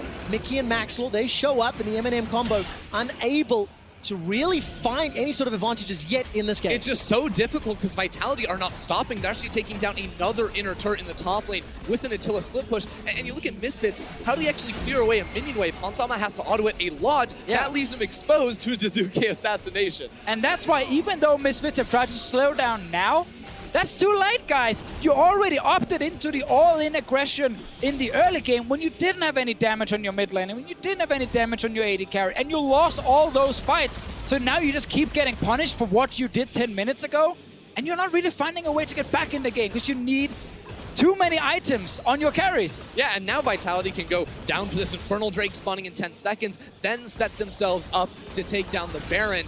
Once they take that, the game's pretty much over. Misfits don't have the tools to actually clear away the wave, so it's probably going to come down to a situation where Misfits almost have to fight, but are just so outgunned in terms of itemization with what Hansama and Jizuke are going to be bringing to the table. Well, let's see where or not Misfits can stall long enough. It's still a lot of headroom on their side. Of course, Infernal did go to Vitality. A 4-man stack for Misfits means they'll get their 2nd tower of the game in the top lane. In actual fact, is that a 5-man stack? I believe that it is. Tower gold will be donated, but is it, what cost is this? Vitality, 5,500 gold up. Uncontested again, Siege in the bottom, as well as middle lane. Vitality just seem to have all the cards to play with. Yeah, at least Misfits aren't losing an inhibitor and 2 Nexus towers for that turret trade right there. That's about the best thing that's going for them right now. Once again, Misfits trying to buy time. I see on the side of Senkooks, focus on getting IH second. No, defensive item. I don't think he can even afford to do that. Same thing, honestly, for Hansama. When he played against this LeBlanc in the semifinal, he went for a Hexdrinker after he completed the second seal, or his first seal item. Problem is, again, it further delays his IH. And while it makes sense trying to survive the all-in combo of Jizuke, I'm not sure you can afford it in this game. Yeah, I don't think you can. When you're this far behind, he needs the Infinity Edge to have that added true damage to actually kill a Scion running at his base. Cabochard is so ridiculously tanky that it's almost impossible for Hansama to get through him to even start challenging the carries on the side of Vitality. And it's so exciting when you step back and you look at the series that we've already witnessed, the 2.5, nearly 3 games. Attila and Jizuke really stepping up when they're on stage in front of this crowd. 4-1-4, 4-0-2. Attila's previous Kai'Sa game was fantastic as well. And for Vitality, a team that plays 4th in spring and now looking to better that, take 3rd, give themselves that advantage in the championship points race towards Worlds, it is very interesting and it's very exciting to see the developments. Mickey is behind Vitality right now, but he doesn't have Flash on his side. He doesn't find any engage. IH just got completed on Senkook, so now he's ready to fight. His AD carry is not. Yep. But at least the mid laner that you were forcing plays around can actually deal damage now. Yeah, that's good news for Misfits, but Attila, who's starting up this Baron, has the Runon's Hurricane, one of the best team-fighting tools now, paired with the Ginsus to hit a massive front line that Misfits are bringing into the pit. 3 items, 1.5. Jizuke's already blown up Senkooks. That Infinity Edge means nothing, Deficio. Vitality with 10 kills, make that 11 kills. Have already dominated Misfits once this series. They're doing it a second time. They're gonna peel back to Baron. It's a 5-on-3, but Maxwell's up with Flash and Smites. Second game in a row where Jizuke is a huge carry. He's not on roaming picks. They're trusting him to win this mid lane. They're trusting him to have more impact in fights than Senkooks on the other side, and it's working for Vitality. Each game, he's getting better and better and better. Last game, the Zillion, yeah, he did a lot of damage, but that was a pick to enable his jungler. Now, he is taking the reins here on the LeBlanc, just destroys Senkooks the second he shows his face. Chen did not get win wall. Easy. And Jizuke just combos him down. And now there's nothing you can do on the side of Misfits. I mean, just look at them. How far he's on the top fight. Maxwell standing between his AD carry. There's no way to actually enter a team fight if you are Misfits, because you're just going to get blown up way too fast. Yeah, and again, so much of this is because Misfits kept trying to fight in the early game, and they kept losing those fights. And it's also, again, the Infinity Edge for Senkooks, which in theory is great if you can deal damage, if you can actually stay alive for a while, but he needs survivability, and he's just not going to have that with this type of build. They tried to push bot lane. They're in the wrong place again. Misfits, the second time this series, making a move on the map that is questionable at best. In game 2, it was that 18-minute split push call. This time around, it is donating an inhibitor. Now, all of a sudden, Senkooks is in trouble. Teleport's being channeled by Cabochard. Senkooks again running for his life. As long as he's not in the base, he can't be defending with the team. That Infinity Edge doesn't mean much. Jizuke's already blown up Hansama. Didn't quite see how that setup happened. Don't think you really need to. It's LeBlanc who's fed 6-1-4 before the kill, 7-1-4 after. The next inhibitor turret is being focused down. Despite the fact Jizuke is low. Senkooks in the back. Yeah, but what can he do? Can't Because get the to turret him. is still untouched. Senkooks can't find or stick to Jizuke enough. He's trying to find him out, but LeBlanc is just way too mobile. Now the rest of Vitality enters the top lane. The inhibitor is exposed. There's still 10 seconds on Hansama, so they get away with 2 inhibs, a kill, and no reply from Misfits. Everyone gets to go back to base. Senkooks even flashed to try and get onto the Suga, but he had his own flash ready to stay alive. This is the kill onto Hansama from before. I mean, he's got 3 dudes standing right in front of him. Jizuke expends everything to flash into a second cast of the W. Insane stuff. I just want to remind everyone that the rework LeBlanc could not do that. She actually needed a bit of time for her passive to be ready. This is what the people wanted, and this that's is what what they you get. wanted. and you're getting it. And Jizuke, he's fat, and he's killing Hansama over and over. I do not want to see Jizuke in a side lane roaming, impacting mid laner again. This LeBlanc performance is fantastic, and it was that last pick into the Yasuo. It's working out now in favor of Vitality. Let's see if Misfits, they're down 9,000 gold at 26 minutes. The last inhibitor standing is being pressured, and Misfits, you're late to the party. They do not defend the turret. They're currently unable to defend the inhibitor itself. Attila hasn't even been threatened. Takes a little bit of lightning damage, but it simply doesn't matter. Glacial Fissure comes down, but Jackal is going to put it out, pushing all the way forward. That's a buster shot backwards for the first time in a long time. Hansama's not instantly blown up. Killer Instinct is available to Attila. Nobody's died just yet. We did not get the ulti from Senkox here. Despite multiple members being knocked up, he's still saving it. Vitality just waiting for the minions. Bottom lane is here. They still have Baron. Top lane with the supers is going to be rolling in. Misfits will have to draw the line. The answer is when. Where is Senkox's ultimate? He needs to find a target. Cabashot's not the man. Super minions are barreling onto the Nexus turrets. All of a sudden, 5 seconds left on Baron. That's going to end up. That's a defensive dash from Jizuke. I think he was headbutted away, in fact. Cabashot gets the kill onto Mickey. That's a knockup, but nobody's dead just yet. Jizuke and Attila remain alive, pushing backwards. Attila, Killer Instinct forward. He's got 1, looking for 2, 3, 4. That's all of Misfits wiped. Vitality bust open the base, destroy the Nexus, and are 1 win away from 3rd place. Second game in a row where Vitality win a couple of fights in the early game, and the moment they're ahead, they never stop. They just continue to force everything. They take all your turrets, they grab the Baron, and this LeBlanc pick was super, super good for creating picks and then setting up Attila to win every single fight. Jizuke was absolutely insane in that match. See Yamato Cannon congratulating the players on the stage, but saying it's not over just yet. They need 1 more victory in potentially 2 more games, and that's all it takes to improve on their standing from the spring.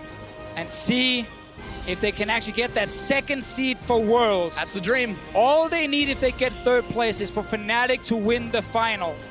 And Vitality will be Europe's 2nd seed. They're focused. They're definitely very hungry, and I love the fact that Jizuke is on a carry. I absolutely love seeing that level of performance. And on the other side, Misfits struggling to adapt, struggling to deal with the early game pressure. They had some scaling comps in game 2 and game 3, a little slower out the gate and maybe punished for it. Need to see what they're going to adapt now that it's do or die time. Exactly. Adapt is the key word, because I feel like the way they adapt and make change is to go back to what worked in game 1. Strong early game jungler for Maxlore, and then a bot lane you can play around. Tristana isn't really that. They had 1 good gank, but apart from that, every single fight seemed to go in Vitality's favor. Yeah, they were too eager to show they could play around mid lane. In this one, they just kept forcing fights around the mid lane without having proper damage. 3 massive frontliners on the side of Vitality, and then 2 carries in the back who could actually deal pretty serious damage, is what ended up deciding it. It was all about those early fights. Well, you talked about it already. For Vitality, win today, hope Fnatic win tomorrow, and you book your ticket to Worlds. On the other side, Misfits, if they lose in that first round of the regional gauntlet, Vitality are on the verge of securing 3rd place, improving their standings from spring. We'll be right back with Match Point. Vitality and Misfits Gaming are tied at 1 win apiece. It flashes over the wall, but he's locked down by Sejuani. Decimating Smash gets a 2-man knockout. Where is Senko? Hansama goes so low. Look at that AoE damage from Jizuke. Not going to be enough to finish it up just yet. Attila does get chunked very, very low, and Alfari will be the final member to go down. 3 items. 1.5. Jizuke has already blown up Senko. Oh my God. It's fine, it's fine. 1, looking for 2, 3, 4. That's all of Misfits wiped. Vitality bust open the base, destroy the Nexus, and are 1 win away from 3rd place.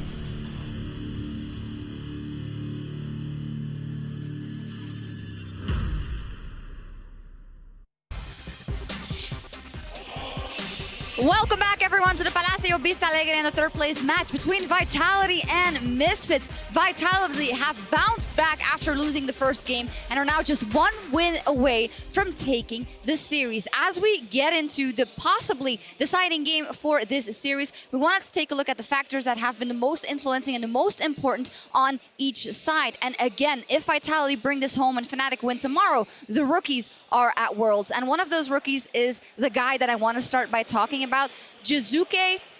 We were looking at him as possibly being a weak point for Vitality, a guy that in the playoffs has not been able to shine. Today, it is a different story. Yeah, and a lot of it comes down to the fact that he was usually playing for the team.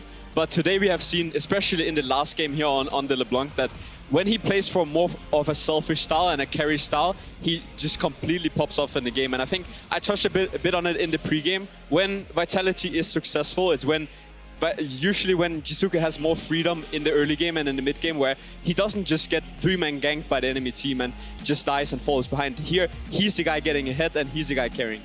I've been really impressed with Jizuke so far in this series. I feel like that we've seen a wide range of champions from him. One of the criticisms that we did have was that he'd had a bit of a limited champion pool. His playstyle is very linear. And so far in this series, he's kind of debunked that, showed that he is able to be both a utility player and a big solo carry as well. I agree. Brought out the Syndra, the Yasuo, and the Zillion, and he's been not that successful on the Syndra, but the whole of Vitality went under in game one. But he's really put his stamp on these games. And then, of course, we need to talk about the guy on the other side. Sankux has always been a bit of a problem area for Misfits at certain times. The CS difference, every game is going the wayside of Jizuke, which gives him basically all the freedom to do what he wants. So that is all, well, in Jizuke's camp, he's playing a fantastic series so far. I do think that Sankux had a better performance on the Yasuo. He was able to much better hold his own, but many of the fights that Misfits tried to force last game just weren't at the right time. A single item Yasuo versus a single item LeBlanc, Jizuke's always going to come out on top. And I will say, though, even though we criticize him in these games, he also doesn't get a lot of help from his team and also in the draw phase. Often he's the guy who has to blind pick and Jizuke gets the counter pick. And I think as much as we criticize him for how he plays sometimes, he's not put in a good spot by his teammates as well, and how he's set up in the draw phase. So for me, I'm a little skeptical on it. Well, I think that is fair. We have to see what happens in game 4. Another player I want to look at that we had very high hopes for is Mickey X. He could be the deciding factor, especially after game 1, where he almost single-handedly turned the game around or made the game in the bottom lane with his Rakan. Since then, it's been a bit more hit and miss. Yes, it certainly has been. His Alistar in last game was very... he tried to force a lot of plays that I feel like the team weren't in a position to do so. And while his Rakan has been very impressive, we haven't seen that same level of performance yet with his other support picks.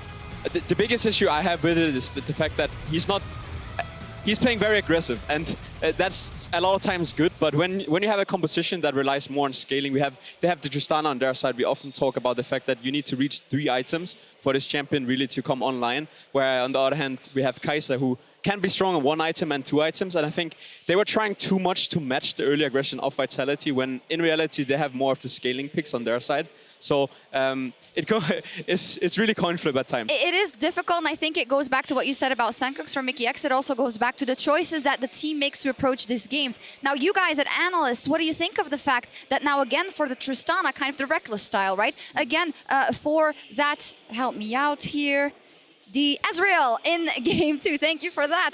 So the things that are more scaling, again, we thought maybe they'd change it up. Why do you think they keep doing it?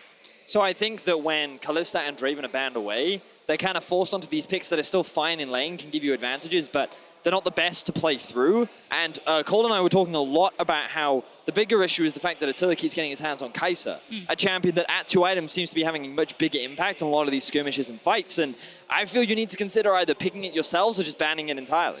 I agree, and I think a lot of it comes down to the fact that we see continuously that Misfits always want to play strong bot lane. But in the 2 last games, they're actually giving away the lane priority over to Vitality's side.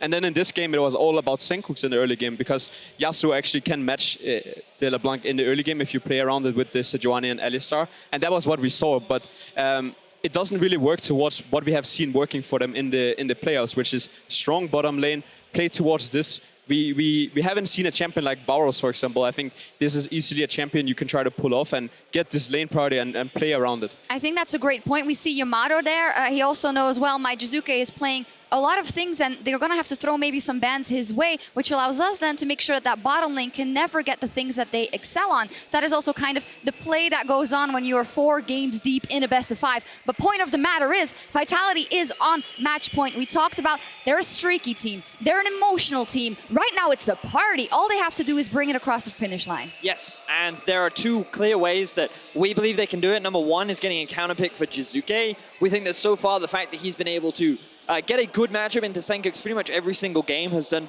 Vitality a lot of favors and has enabled him to succeed throughout the series. Definitely, and I think on the other hand, just control the pace of the game. We see them constantly picking fights in the early game, even though they're not winning all of them. They understand the fact that they're actually stronger in the early game in majority of the games. And then even though sometimes it fails, they still keep pushing the pace. And I think Misfit has been kind of drawn into taking some bad fights once in a while, and that really shows what Vitality wants to do in these games, just push the lead. Yeah, volatile early games going the ways of Vitality in the recent 2 games, which brought them to match point. So now it's for Misfits. We talked so much about the fact that this whole year could be a disappointment if they are not able to bring it back and start here today.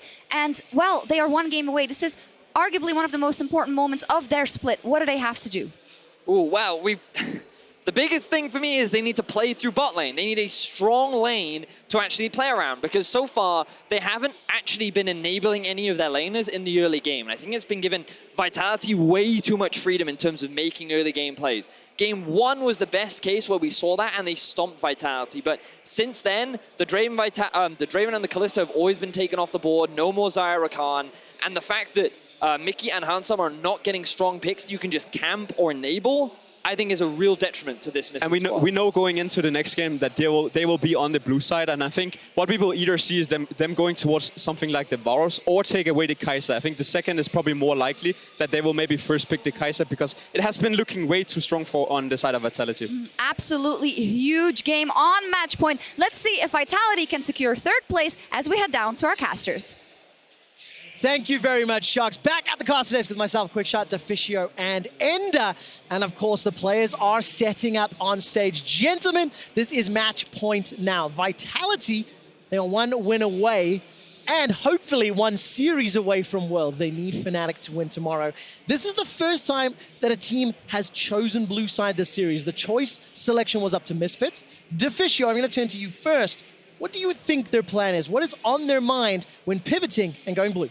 Well, if you are Misfits, first picking Alistar is not necessarily bad on your side, but then you give away Kai'Sa Braum again, which you didn't really have a good answer for in the last game. Still, I think if you look at Misfits and their composition, the game was not lost based on draft. The game was lost based on them over-forcing in the game when they didn't have items. And that tells me scaling comms are still an issue for Misfits to play. Yeah, I really don't like the scaling. I want to see early aggression, and that's why I think going blue side. Their 1 win was the first one of the series. They were on blue. If they can get back into that form with some more aggressive champions in the bottom lane, in the jungle that can play early, we've been saying it over and over again, that's how they get themselves a good spot. So, do they first pick Alistar, or do they take the Kai'Sa on their side? They actually ban it completely here. Thresh is now left open. Exactly, that's the champion. So we already had Mickey X's Rakan banned away. Now Jack Troll will certainly want the Thresh, you would assume. Now we have seen Thresh paired with both Draven, which is banned, and Varus, which is a very strong kill lane, especially around that level 6 mark. It really changes things in this draft. This is the perfect pick and ban song for Game 4, where Vitality needs to just get a 3-1 win on their side, so they have everything set in place to go to Worlds as a 2nd seed. It is once again that first pick Alistar, and I think it's smart, especially with the Kai'Sa ban. 3 games in a row, blue side first pick Alistar once again in Mickey's hands. The response last time was Braum Kai'Sa, obviously with Kai'Sa away, it's Ezreal. And this is pretty good for Misfits now, because they should not be able to lose against this bot lane 2v2 on the side of Vitality. They can actually now rely a little bit more on Hansama to match what Attila is doing. And with an Ezreal Braum first lock-in, this makes me think that Vitality are looking to play more through their solo laners. We already saw Jizuke dominate in the mid lane, but maybe if they want to put Cabochard on something that can carry, this is a good game for it. Cold asked for it, and he got it right now with the Varus. It really sets up a lot of plays around this bot lane for Misfits. You have double engaged now with Varus ulti and Alistar itself. No surprise top lane with Cho'Gath. But man, we look at Misfits trying to win on bottom side. Well, you have the Varus 2 to pressure on early. There is a key change. So the Cho'Gath we saw dominated in game 1. Games 2 and 3 wasn't really that big of a factor, but the Scion, the CC, the tank potential that Cabochard brought to the table is something that Alfari envied and now has. Yeah, look for Alfari to sometimes walk bot lane from base and then be another threat with ulti on his side. If they lock in the Gragas here, again, it can be swapped around to top lane as well, but Kikis Gragas had a very, very bad start to the game. He kept trying to force plays, even though he didn't have the numbers advantage on his side, and he got punished for it. Had some decent fights later, but it was an issue early game. So the biggest question now is, what does Maxlord go for? Because it could be another situation where he picks the Sejuani, has some good impact, but isn't able to absorb resources and deal damage. That's a fine option, but what I want to see him back on something like the Graves, maybe even the Kindred, so that he can step up as a carry that we know he is for this team. Just have to remember again, the Gragas can go top lane. It doesn't have to necessarily go jungle. And Cabochard's actually one of the top laners that really liked this pick once it was sort of brought back into that. He played a bunch of games on that in the regular season. Expecting a Trundle ban to come in from Vitality. It's something they've gone for almost every single game so far. And if it is going to be a tank jungler for Kikis, obviously the Trundle will be a good answer, but it's actually Sejuani to get rid of. So Trundle is available for Maxlord. Now the Trundle's been available. Kikis. Yeah, I mean, it's been available all series long, and no junglers really wanted to go for it. It has been banned in the second rotation a few times, but largely it has fallen in priority from our other series, so I'm not actually convinced that these junglers want to go for that. Deficio, I want you to look forward for me. I want you to take a look at this next 2 picks that Vitality have on the cards. Where do you think Gragas will land, and what do you anticipate Vitality to do? I expect to know it after this pick here coming in from Kikis' side. So because Misfits banned the LeBlanc, Ryze is now open. The champion that is synonymous with Jizuke. He came in the spring split and tore apart the league with that option. On the side of Misfits, Malzahar is then open as an answer to the Ryze, and that's why Vitality are not showing mid lane yet. It's going to be Gragas jungle, so now we know it's going to be a tank jungler for Kikis or on top lane. And if that Ryze gets picked, well, it's after we've already seen the choice from Misfits, so it's difficult now for them to actually get the counter pick against Jizuke. Will they take Ryze on their own for Senkux?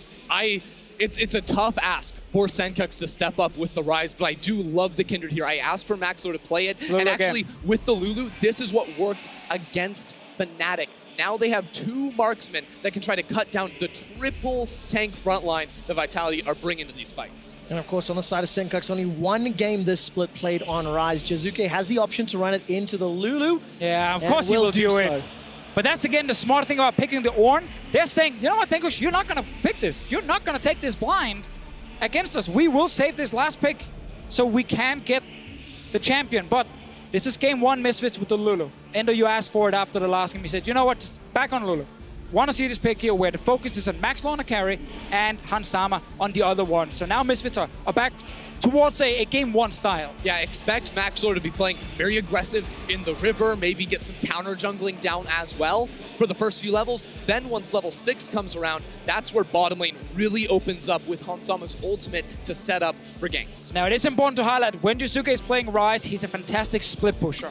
He will look to be in that side lane all game long. And when he does that, no one can match him 1v1. But you do have a lot of engage coming in from Alistar, Varus, and Sion. So it's on Misfits to force the fights when Jizuke is going to the side lane. Otherwise, he just takes over the game. And I have to ask everybody to think back to the tiebreaker Sunday that we had. Schalke versus Vitality and the 45-minute game where Jizuke won it for Vitality due to side lane pressure. He basically camped in that bottom lane and performed exceptionally well. He's back on what must be his signature champion when Vitality are on match point, are 1 game away from securing 3rd place in summer. Yamato Cannon has laid down the gauntlet here for Jizuke, putting the carry potential on him game after game after game. He destroyed Misfits with LeBlanc in the last game with individual outplays. Now he has to be smart. He has to use his ability to go into a side lane, pressure out Misfits to come away with the win. Let's find out if Vitality can close it out right now or if we're going to game 5. Ladies and gentlemen, it is Team Vitality taking on Misfits Gaming here in Madrid, Spain, in the Palacio Vistalegre. You can hear the crowd behind me cheering as we load up onto the Rift. And it's a much better setup for Misfits in terms of how the team succeeds. Carry jungler, strong bot lane to play around. Can they execute it in this game? They have to. So already at the start, we see Vitality entering into the jungle.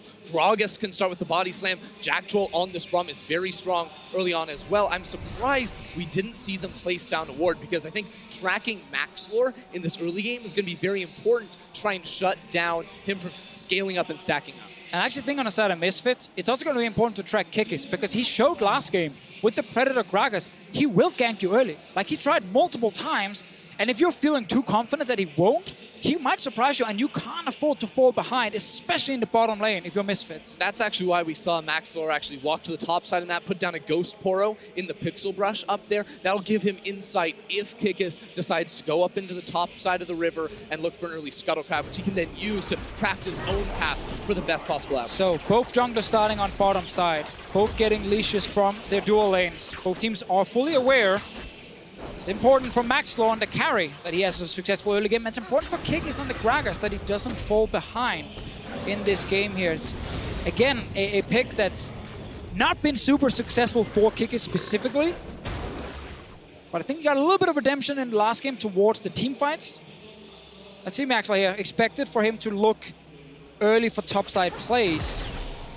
Can he invade as well? Yeah, when you have the range advantage as a jungler with a red buff especially, it makes dueling so easy as long as your lanes have priority, which right now, top lane looks good for Misfits, but Jizuke is crushing that mid lane push. Exactly, he's early pushing it in, so Maxlor can't really walk into the jungle of Kikis. He will simply die then to Jizuke's move. We have to keep an eye on how that how the laning pressure plays out, because this is the first time that Alfari and Caboshot are not playing Cho'Gath into Sion.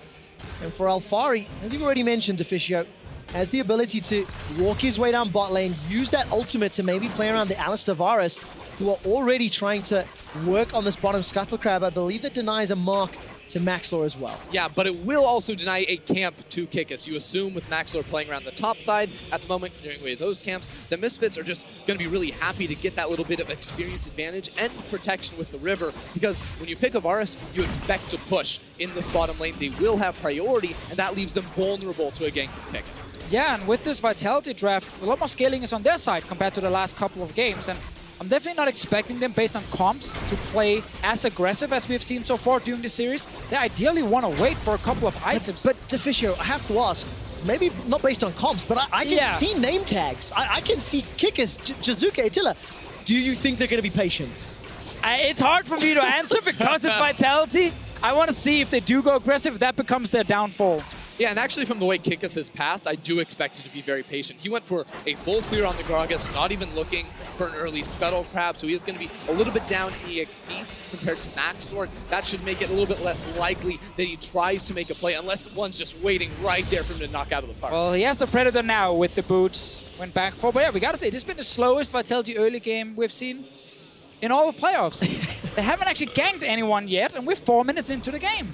This is actually really smart for Mickey if he can spot him. He does spot Kikis, very important, and puts this ward right here to make sure that Kikis can't sneak on over that wall. But actually, Attila takes a great trade. Yeah, a lot of damage as Attila jumps forward with that arcane shift. The pulverize comes down from Mickey, manages to land the stun as well. And the piercing arrow follows through. So Attila, flash and heal blown, straight up 2v2 win. Really nicely done. Mickey uses the dash there, the headbutt, to get in range for Attila, then knocks him up with the pull to get the summoners out of that AD carry. And because Varus had all 3 abilities ready, he could activate his W, so his Q would deal that extra damage to low targets. That's why Attila had to use both summoners. Jizuke is controlling the mid lane, but he's not able to carry the game right now. Mickey is roaming. He is indeed. Oh, Kikis actually decides to go forward. That's aggressive. Is this problematic? The flash body slam. That's a flash over the wall from Maxlor. Trying to throw down Wolf if he can. Not going to be able to follow it up just yet. Now Jizuke is in trouble. He gets caught by the Glitch. Jack Troll's coming on too. But with Jack Troll's help, it's Mickey that goes down. First blood to Jizuke. Blast Cone's going to be used by Maxlaw, but he's going deeper into enemy territory. Gonzavaro's over the wall. Will he be able to deny? He's taken damage fairly recently, though. Yeah, he's trying to get that execute. The rest of Vitality are still actually trying to chase him down, but it has been long enough, it certainly feels like, but he doesn't get it. The kill goes to Jizuke, a disaster for Misfits. Such a bad start here, and a big thing around that mid lane was they were hoping Senkux could join them when it came down to finishing Kikis, but he was blocked by Jizuke. He was standing between the two aggressive members on Misfits and then the passive mid laner. And then Kikis survives, and by Jaxo roaming from the bottom side, they can turn it around and get 2 kills on the rise. Look at the play here again. They know that Kikis will try and flash over the wall and escape, but if Senkux is able to join them when they're actually fighting him, they will kill him. But he's getting blocked. Minion wave, Jizuke, so it's only 2 players and they don't have the damage. Damage reduction off of Kikis' belly chug there keeps him alive, and then Jizuke can make this turn. Mickey has no flash. Remember, he used that to make the play, but it's just too aggressive. Oh, and how fortunate is it that Jizuke picks up the 2nd kill as well, the last person to tag and kill Maxlaw. Now, of course, taking a look at Jizuke, his carry performances this series have already been very, very impressive. If you look, game 1, game 2, game 3, plus 16, plus 38, plus 9, CSD at 15. The anti-playoff buff? Well, that's definitely not true. And gentlemen, we talked about his rise. 6 games played this year. It's been banned against Vitality, what feels like an eternity. And Deficio, 7.1 KDA, 4 wins, 2 losses. And those are pretty stellar stats in your first professional year. Very, very true. Jizuke is a fantastic rise player, and he cannot ask for a better start. But again, on the side of Misfits, looking for that aggressive play without any mid lane control really hurt them. Once you fall down, actually, on a jungler like this, Kindred, it becomes very difficult to have that same, confidence going in for those types of plays. He's only level 5 on the Kindred. Yes, he has the red buff, but if he ever tries to make a play now without the flash, it is so easy to punish him on that style of champion. Now, while we were in that replay where Jizuke got the double, Cabochard did go all in on Alfari. He wasn't able to pick up the kill, but he was able to get him down very, very low, 200 odd hit points or so. Cabo was teleported back to the top lane. Alfari opted to use his ultimate. And despite the little setback for Misfits, the plan is still the same. Bot lane is where you need to win. They're still having push constantly. Hansama is level 6 now. The only thing you're missing is Mickey's ulti and his flash. But apart from that, you have the tools to actually bully out Vitality's bottom lane and try and secure this bot lane turret. But the key for them, I really feel like, has to be to actually get the priority out of mid lane. Because if Jizuke is just shoving in these waves endlessly, he can Realm Warp down there and actually really turn these types of fights, these types of plays that Misfits want to make around. So we're going to have to see Maxlaw actually visit mid lane first to help Senkux get that shove, and then use that window where Jizuke still has to clear away the waves in order to set up for that type of dive or play around bot. Yeah, it's so hard for him because if he goes mid and Kikis is there, you lose the 2v2. With Jizuke now getting a bunch of early kills on his side, and Senkux sitting on absolutely nothing at this point. He will go back soon, after Zoom, and start building towards Luden's Echo. But it's a tough spot around mid lane because of the kills. They still have that winning bot, and it has to be a successful play that gives them a bot lane turret that actually snowballs Misfits forward. Well, Misfits are 600 gold down, despite being 2 kills down. The CS advantage for Hansama has allowed the Berserker's Greaves and the recurve bow to be picked up. It's only a 200 difference. And you can see the gold differences between the respective lanes. Not that monumental. It hasn't equated into a big enough itemization spike just yet. And every time I see Kikis on screen, I hold my breath. Because it doesn't matter what time of the game it is, only 9 minutes in. There's always a potential for Kikis to engage. Yeah, he's ready to make a play. They put down deep vision to set up for Jizuke to roam into this bottom lane. The bot lane, Hansama and Mickey X expect this, and they're going to have to back away and sacrifice an entire minion wave just because of that threat. Look at the defensive vision being set up by Misfits. They've got 2 control wards around that bottom lane tower. So respectful play, understanding Vitality's play style and decision-making. Misfits don't fall prey, but they are losing pressure in the lane that they're meant to have pressure. It's what Ender talked about before. Mid lane priorities in favor of Vitality, making it so much harder to play on the bottom side. Now it is traded. It's now actually Senkux and Maxlaw push, so they can move down and kill some of the vision on the bottom side. But they want to set up this play, and man, they also want to get that ulti on Mickey. Yeah, they definitely love to. Now, I do want to say that Vitality showed a lot of growth right there, because in their series against Schalke, they made a mistake. They didn't have deep vision to set it up. Now Kikis is making a play on towards Senkux. He is. Predator's been thrown down. Maxwell's lingering around. There's a potential player breaking out down bottom as well. Chain of Corruption lands onto Jack Troll. Glacial Fissure comes out. Hunt Summer's not knocked up, but Jack Troll is. He's now trying to run for his life. Stunned down by that Alistair passive. Jack Troll down to 200 hit points. Hunt Summer decides not to flash for the kill. The Ignite will not secure. While all that was going on, the 2v2 was trading back and forth in the mid lane as well. And Kikis actually lost that flash in the engage because Senkux and Maxor were grouped together to try and bully him out of the river. That gave space for the bot lane of Misfits to make that really aggressive trade. And I just want to quickly highlight some stats. When Hunt Summer has won games this series with Misfits, it's when Maxor has spent time around him, with him.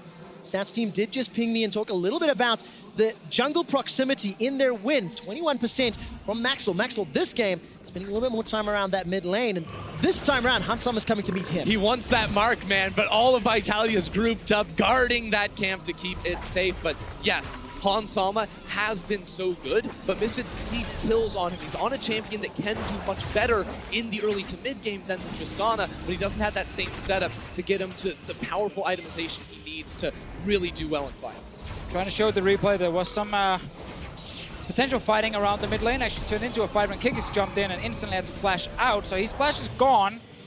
There's a small advantage for Misfits, but the mid lane trading is heavily in favor of Jizuke, and we still didn't get that advantage around the bottom lane we needed from Misfits.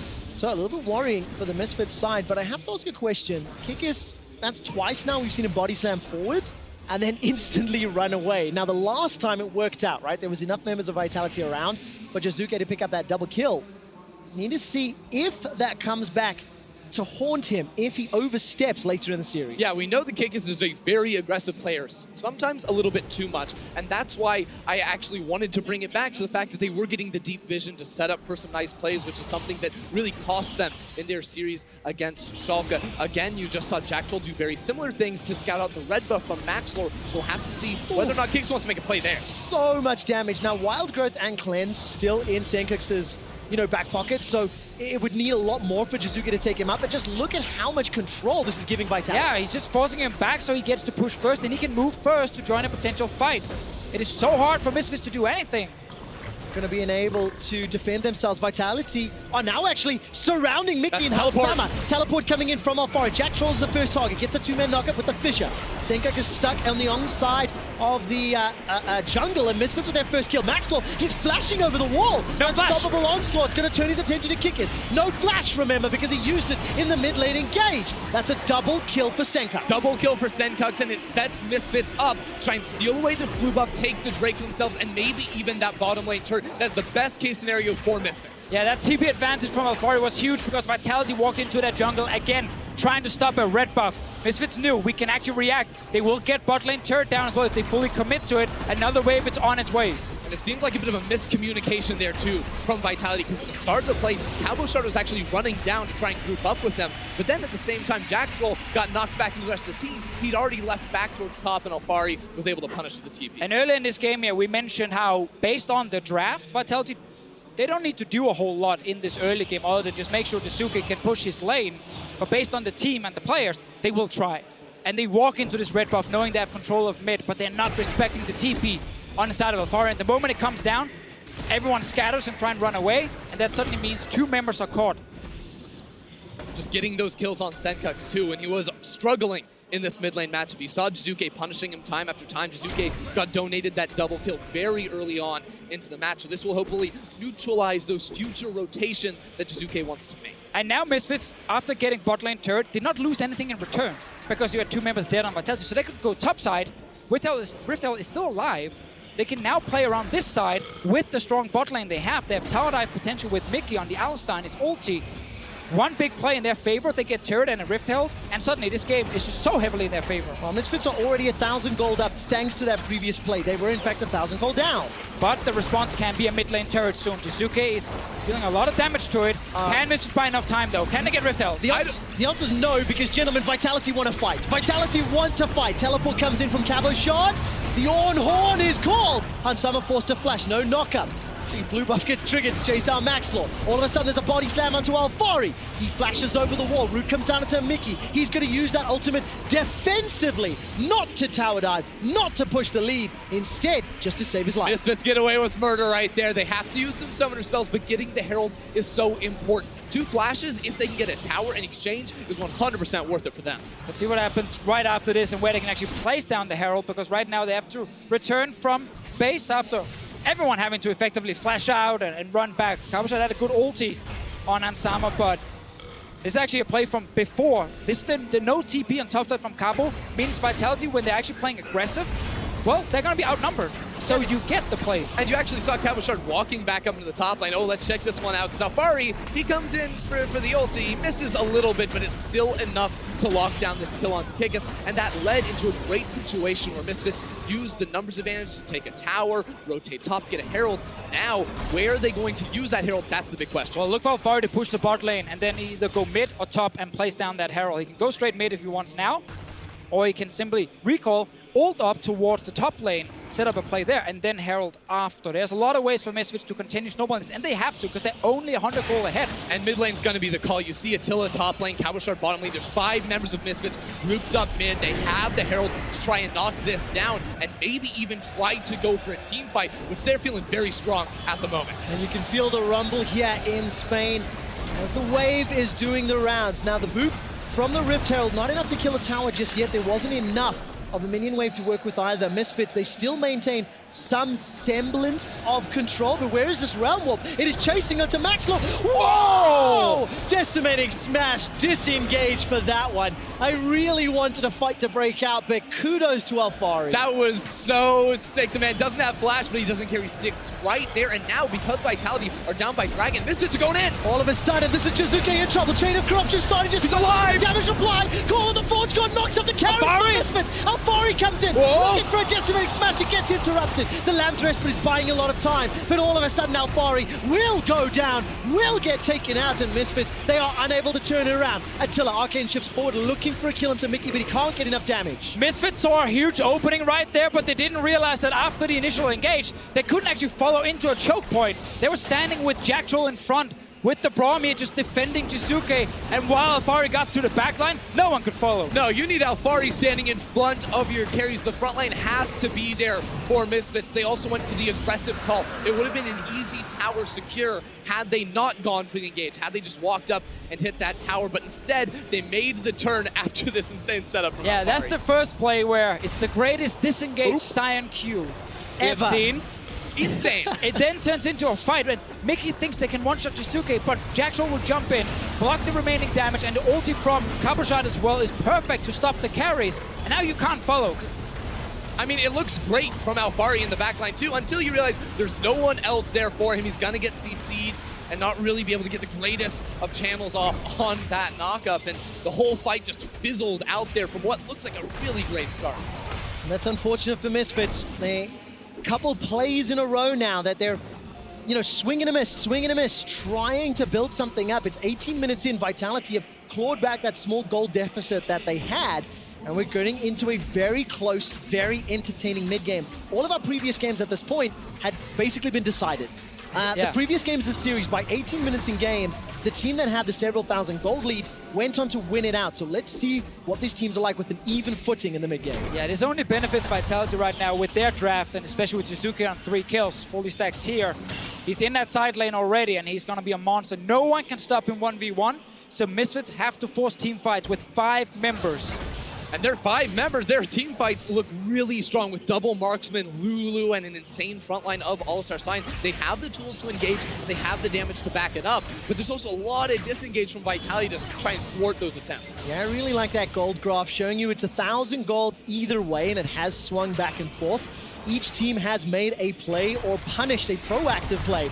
And right now, Hansama's in so much trouble. Teleport is coming down up in the top lane, but I think it won't be enough. It won't be early enough, and Alfari will not be able to join. So that's Hansama down. Yeah, so Misfits were getting pushed in mid, and Hansama continued just pushing top, not respecting Vitality to just move up in the river and actually kill him. And it's once again Vitality with the control in this game, and they're just punishing these mistakes. And they're making plays on both sides of the map because they get the kill top, Jizuke splitting down bottom lane, because as you said, Alfari can just try his best to clear waves, but really doesn't stand a chance up against this Rise. So Vitality are now the ones in the driver's seat with some very low turrets, can knock those down to try and balloon a gold lead. Oh, this will soon be a big gold lead for Vitality unless Misfits find that perfect opening, but it doesn't look like it right now.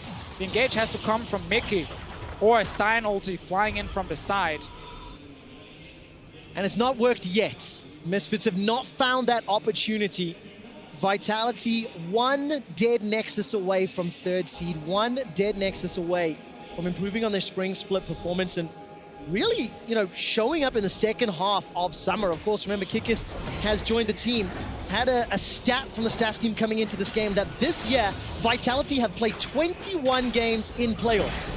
Deficio, do you know the previous iterations of Vitality played a total of 4 playoff games in the EU LCS? It has been a very successful year already, but the cherry on the cake is making it to Worlds, and that means win here, and then become Fnatic's biggest fans tomorrow. Let's see with Mickey. He's trying to get over the wall, but... Or back in the realize he can't actually do it. Or get on to Jackal at least. Misfits really want this mid turret. Because again, this is the answer. They're moving far in. They're sacrificing the bottom side, trying to force a play. So what do Misfits do? Group mid and force the fight under the tower. All right, Unstoppable Onslaught comes down. The Glacial Fissure went defensive route for Jackal. I give him the benefit of the doubt for now. Hansama's Chain of Corruption spreads and he manages to pick up the first kill. Now stepping forward. Call of the Forge God catches 2. Mickey's going to be taken out as he goes back in, buying some time. Knocks Attila backwards, but all of a sudden Misfits have got the shot. The Lamb's Respite just in time. Saves Misfits' lives, but Jizuke and Attila are very healthy. Red buff on Attila means those Mystic shots are going to do so much work. Attila's still jumping forward. Jizuke gets the realm work. Senkux is isolated, but he has the flash to try and escape from this fight. That was a 2-for-1 win here, Misfits. If Senkux can actually stay alive, but Kikis, he's getting close. Well, there is a tower in the top lane to work it. The Glitter Lance will buy some time. The rest of Vitality can easily tower dive. It looks like Jizuke is going to come up to work with him, though. I think it's just a matter of time. That's right, Senkux will stay alive a few seconds longer. Jizuke will be donated the kill. This will be the 4th of his game, and instead it's Kikis that secures it. So 2 for 2, both TPs used on the side of Vitality to collapse. They will also get a top lane turret. And they're just showing right now. They don't even have to stick to split push. They can actually try and match some of the team fighting. Yeah, it just ends up being an exactly even trade overall because the turret in the mid lane fell down in favor of Misfits. These fights are going to be bloody. These fights are going to be long. But now that Senkux has the Ardent Sensor for his double marksman, they're going to look slightly better for Misfits. He's missing a rage blade on his AD carry, but it's going to be there soon. This is what we talk about. 5 men together. That's how you stop split push. Important to note, Vitality don't have to TP in here. They can actually just say, fine, we lose our support. It's okay, we can push bottom side. But they feel confident taking the fight. 4 versus 5, and Cabochard is playing this perfectly in the backline, seizing 3 members for so long. The important thing here is that Till and Jizuke are basically full, but Hansam and Senkux were taken so low by Cabochard's Horn that makes them on the defensive running away, but you can't very well run away from an Ezreal and a Ryze. No, so difficult to do so, especially when Attila's Ezreal also had the red buff. Deficio, during the course of that replay, Hansama did pick up the Rage Blade, so 2 item spike for Senkux and Hansama. Yeah, so that is huge, and Mickey's flash is ready. You now have your other way of starting a fight that is not just a Fari ulting from lane. That is huge. If Misfits, despite being down now, can actually force a team fight and use this bars to win, they still have a way to get back in this game. If that doesn't happen, Jizuke and Vitality will just continue getting further and further ahead and win through split push. I'll take a look at this. Mountain Drake is up. Vitality already have a cloud under their belt. Just a reminder that tomorrow, Fnatic take on Schalke. Fnatic defending their title from spring against the new challengers up and comers, Schalke No Fear. Amazing is on the verge of being the first player ever to win an NA and EU LCS title, but it would mean toppling the titans that are Fnatic.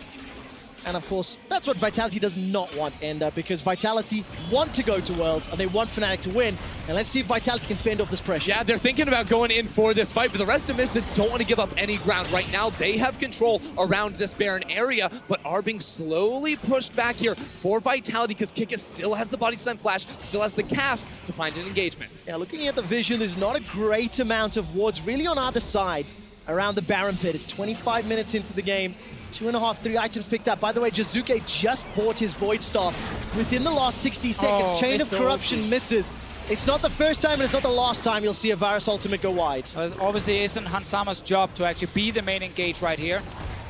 Mickey isn't near Kikis.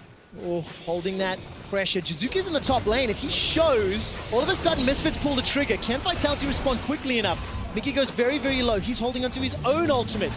Call of the Forge God comes out. 1, 2, 3, slow 2, knocked up. Round Warp comes down from Jazuke. Here we go! He's already in trouble. Lands less, but not going to be close enough to save Mickey's life. All of a sudden, Misfits, this might just be them done. Double kill for Jazuke. And all of a sudden, Vitality can peel back for Baron. Vitality have it all. They took out the bottom lane, the main playmakers from Misfits. Now they're on the Baron. Maxwell has no chance of stealing this objective away. Oh, Jazuke was hoping Maxwell would walk into the river, try and get close to the Baron. He would just kill him instantly. It is dropping low. Here we go. Maxwell on his way, but he can't get that time. Oh, this is so close. Maxwell still got that flash, but now he's trying to put some damage down. Actually, that's a kill onto Jackshot. Baron is already secured, though. But look at Jazuke! He just destroys Maxwell. Alfari flashes over the wall once more, and Vitality are looking to chase. Kickus with a body slam. Can he find the target? Glitterlance will be used to slow him down, and instead Vitality, 6,000 gold up. Baron already secured, and they're pushing for the base. Yeah, and this whole thing starts again with Misfits. Never fully able to commit properly to the fight, missing ults here and there, not getting the proper engage with Mickey. And Vitality, they know, oh, they just failed the main thing they have to do to win the game. We can now respond. We can now win the fight. They're trying again. Well, let's take a look. Is there some sort of recourse? Finally, Jazuke goes down. It's a shutdown as well. That's huge. Attila? Summer. Attila takes down Mickey. Now he's trying to look for a little bit more damage. Hans Summer and Senkux back away. Wild Growth was already used. And Vitality, with 3 minutes still to play with and a lot of gold to spend, they back out. I have to say, though, Hansama just picked up 800 gold off the shutdown kill onto Jazuke. If Misfits have a chance, have a hope of coming back in this game, defending from the Baron, and making us go to a game 5, it is going to be off of Hansama with that shutdown money. And let's see whether or not they can, because it is a difficult position to be in. And one thing that is good for Misfits is they do have their inhibitor turrets still left to defend and use that power of Hansama. Now this was the reply kill. Yeah, this was the kind of play they hoped for earlier before they lost the Baron. The flash engage onto someone like Jazuke, and they actually do manage to lock him down in time and kill him. But obviously still lose something in the end, and that's the problem when you're this far down. You're never really getting just a 1-for-0 in your favor. That damage from Attila, man, jumping forward with the Mystic Shot. So strong right now with his 3 core items. Double tiers stacking away with the second one, and they still have the Baron buff to play with. You talked about 3 items there, and Hans Summer has the Hurricane now to back up the Rage Blade and Blade of the Ruined King.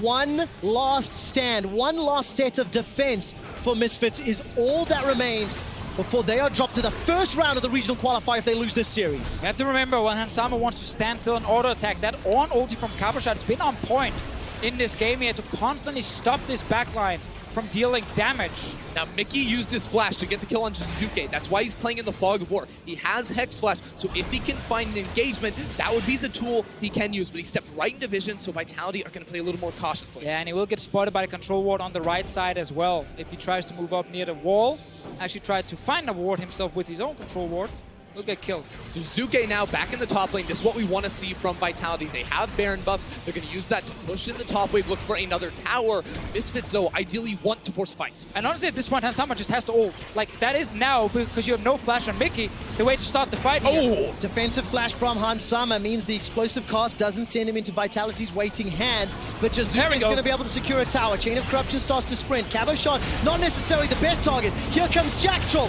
Call of the Forge God comes out and knocks up Hans Summer. Hans Summer's low, not dead yet. Lamb's Respite keeps him alive. That was fantastic timing from Maxwell. But all of a sudden, Jazuke is tearing apart Misfits. Attila's got the first kill, manages to find a second kill, and Alfarian's There's no going! Here comes a Realm Warp. Attila jumps all the way forward. Arcane shifts back out. This will open up the base in favor of Vitality. There's a teleport coming into the top lane. Vitality want at least 2 inhibitors. 4 members to the 3 on the side of Misfits, but Hansama is low, or Attila rather, is low on mana. Can Misfits do anything?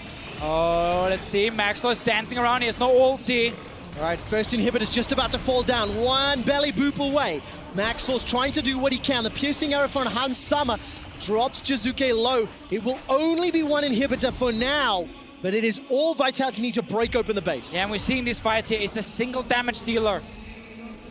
Hans Summer trying to burn through massive tanks on the other side, while Jazuke and Attila are able to take down the Misfits front line in time. He's simply not able to deal enough damage right now with the team being behind. This is the initial start here where the flash is being forced, and We call for Ansama's ult to start the fight. He gives it to us, but now they're only dealing with tanks. And it's actually a really awkward setup here for Vitality with Attila on the side, but Misfits actually really slow to go onto him. They focus down the support in Jackal, so now he's sitting over the wall, throwing out Mystic shots. Jizuke is untouched as well, so they're able to clean up in this fight and eventually bring in both carries to force Misfits away. That's the problem. You might kill the one tank in the front, but there's still two VIT carries behind the tanks. Both Attila and Jizuke have shown great team fights during this series. And we keep talking about Jizuke because he's the big story with him going back to carries, but Attila is just constantly able to actually do so much in these fights. And seeing, of course, Jack Troll go back to something a little more understandable and expected. Give me that Braum Alistar Jack Troll every time, man. The Leona game 1 of this series is long but forgotten. Right place at the right time. And I think the whole Vitality team needs some praise. Cabo Shot's 3 games of Sion, a little bit underspoken or whatever because the game was really about the other players on the squad, but his Call of the Forge Gods on this Ornn have been team fight changing. Exactly. Now he's here to group up with the team and let Jizuke be the man on the other side of the map. Look at this. Jizuke actually waiting in the brush, waiting for the rest of Misfits to stow themselves. Then he can set up that push and try to just choke Misfits out across the board. And Ender, we talked about Jizuke's split push rise, how he's done that multiple times in the past, and it has led to the last few team fights. Jizuke again pushing the top lane, flash available for Mickey, but he needs to find a crucial target. Exactly, and Jizuke, the man without flash, is not here, so you can't go for him instantly. He will be spotted now, knowing that he put down the control ward. What are Vitality most scared of? It's a flank from Mickey and a TP flank from Alphari. They have control wards littered in the lane to make sure that Alphari can't sneak in from behind. So Misfits, all their tools are going to be coming straight at the face of Vitality. Misfits have already been pulled across the map multiple times this series and have been found wanting. A couple of times in games 2 and games 3, it's Vitality that got the advantage by playing multiple lanes at once. And Mickey's trying to threaten against Jizuke without the flash, saying, hey, I can actually combo you and we can maybe kill you in that side lane. He's even moving behind him. Maxwell's there with him. It's a 2v1 on that side, while the rest of Misfits try to defend bot. Alphari and Hansama need to do something to stop this bottom lane push. Call of the Forge God comes out, and once again, not going to find the target. All of a sudden, Jizuke stays alive. He's managed to find the way back in, and Alphari is already down. He's in zombie Sion mode. 5 versus 4. Vitality are on the cusp of taking the series. And all their engage tools are down. No flash on Mickey. 4 members here without an Alphari to soak up the damage. The minions are in the base. The inhibitors are down. Vitality are looking for more than just this. They're looking for the win. Oh, they're getting the third inhib right now. Jizuke will take it down. There's no chain of corruption on the side of Hansama. No flash either. Kikis is going to respect the potential damage and flashes over the wall. Baron is alive. 3 inhibitors are down, and Vitality, with a 10,000 gold lead, want to finish this one out clean, not run the risk of being aced at the Nexus. Now, Misfits have about 30 seconds before super minions start getting into their base. During this time, they can put down some vision, so they're grouped up, trying to spread out and clear these wards away. But Vitality are still staying here, still posturing in the river, trying to stop Misfits from getting down that vision. Alphari's got that teleport available to him if he wants to jump into a fight. Jizuke's in the top lane. Chain of Corruption is going to connect on the Kickers, but it's simply not long enough time. Look at the damage of the Hansama. True Shot Barrage destroys his HP bar. Call of the Forge God comes out, and Hansama's knocked up in the air. Jack Troll maybe having He's killed by Jack Troll! And he does! Jack Troll does it! Lamb's Respite not going to be thrown down by Maxlaw, but it simply will not be enough to save Misfits' hopes. And the base is being focused down. Maxlaw is dead, and Vitality have just done it. Jizuke is still in the base. It's just Alphari here trying to defend away from this, but Jizuke is chunking the towers. The rest of Vitality are on the way. This is it, Trevor. It is a matter of time. Vitality have silenced the summer split critics, have improved upon their spring split 4th place. And for Vitality, it is a matter of time. Jizuke looks to blow up Senkux, takes him out underneath the fountain, and Vitality are one step closer to Worlds. Vitality are your 3rd best team in Europe. And so much credit and respect to Jizuke. Look at the man. He gets to play carries. He gets to show that he can get Vitality towards Worlds. They only need Fnatic to win the split, and then they will be Europe's 2nd seed. What a performance from the team, and it's fantastic to see them celebrate.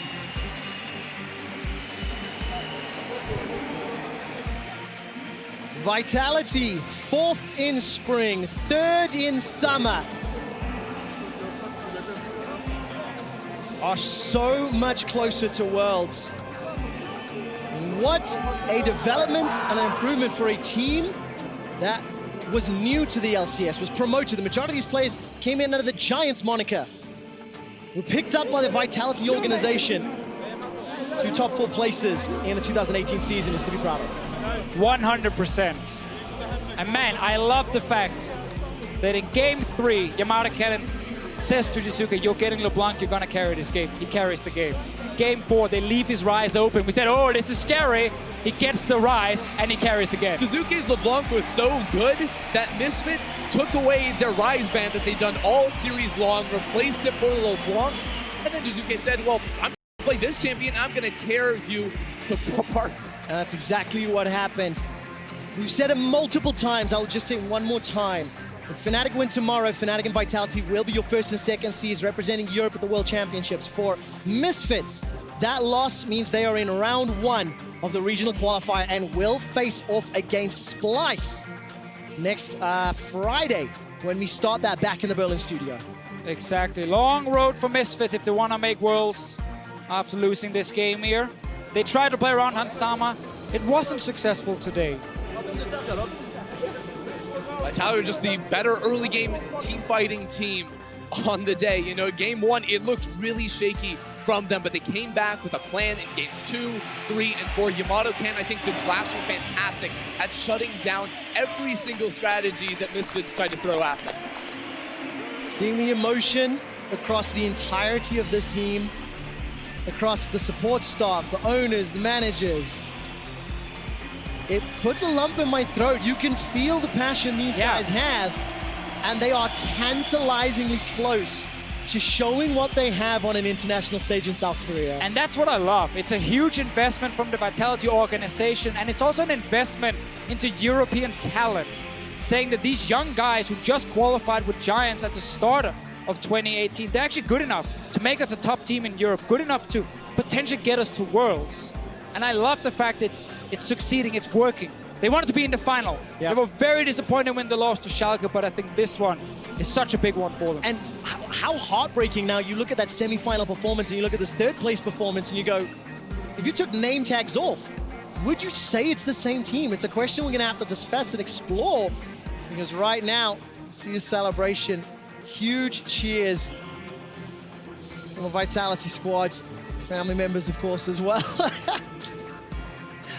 One of the most loyal fans. Yes. Jack Troll's definitely the most loyal. Jack Troll's granddad. He introduced himself to me and he actually asked for a shout out last weekend. Now he gets a shout out now. Here in Madrid. Now, of course, I want to turn the attention a little bit of a lens to the Misfits squad, because while Vitality's story is one of success, of development, of improvement, yes, Misfits, no playoffs in spring, 4th in summer. Regional qualifiers, they can still salvage the year by making the miracle run. But it is difficult for an organization that had the 1-year plan last year that made it to quarterfinals at Worlds Deficio for me to see exactly how they're going to do that when we already know a few of the teams in that gauntlet. They were missing the 2-year plan, seeing as in the 2nd year when they made 2 roster changes, it's not been as successful for the team. Now, I also want to highlight, I think the competition around them has gotten better here in Europe. It's been harder for them to do what they did in 2017, but once again, it's fantastic to see a team who put so much into this, so many emotions, actually succeed. It's fantastic. I mean, we looked at Amazing last week and his emotions after the game. Well, it feels like it's almost tenfold in this match to every single player realizing how much it means with family, with friends in the audience as well. It doesn't feel any better than that for these players. Absolutely fantastic work. It's really great to see Vitality celebrating. And of course, we will be speaking to the players at some point in the not too distant future. We're going to relish this moment in front of the thousands of fans here in Madrid. And I gotta say, if this team ends up making Worlds as our 2nd seed, watch out in the group stage, because these are the kind of guys going in to these best of ones who will have so many surprises ready and will just be so aggressive in the way they're playing. Yeah, it's great too, because usually you get into Worlds and teams play a little bit slower, draft for late game. We've already seen the meta starting to shift that way. This team is stubborn. They know the way they win games, and it's through dominating in the early game, and they should change nothing if they manage to make it to the international stage. No, I highly doubt they will. I highly doubt they will. I very much look forward So a world where Vitality are trash talking some opponents in the Oh, international yeah, stage. yeah. That's what I hope for. Look, we want to know what you guys, who do you think should be player of the series? Head over to @LOL Esports on Twitter. And the 3 players that are nominated for this series, your 3rd place from Vitality is Jizuke, Attila, and Cabochard. Cabochard, the unsung hero. For a little bit more on Vitality's win, we're going to send to Dracos, who's standing by with Attila. Thank you very much, gentlemen. I am joined by the victorious Attila. Now, my friend, it all started here in Spain on Giants. You're back in Spain again, here in Madrid. How does it feel to win in front of your home crowd? I mean, this should have been a final, you know? Like, this should have really been a final. Like, I wanted to bring it home, like here in Madrid with all the people that always believed in us when we were in the LVP. We were like smashing everyone, and we said that we will do it here as well. But it feels really good, but it feels so sad that this is not a final, and I don't know, it feels kind of confusing. Sounds a little bittersweet, but to me, it sounds like the people here in Madrid are proud of this Vitality performance.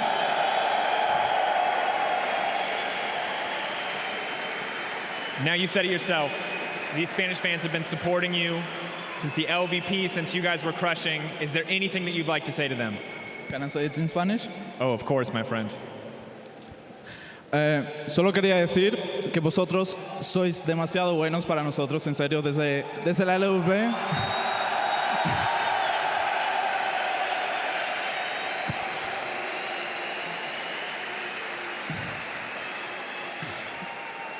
Hace menos de un año estábamos en última plaza en la LVP y hoy en día estamos casi disputando una segunda plaza para los mundiales, por lo que si vamos allá, que sepáis que España está representada.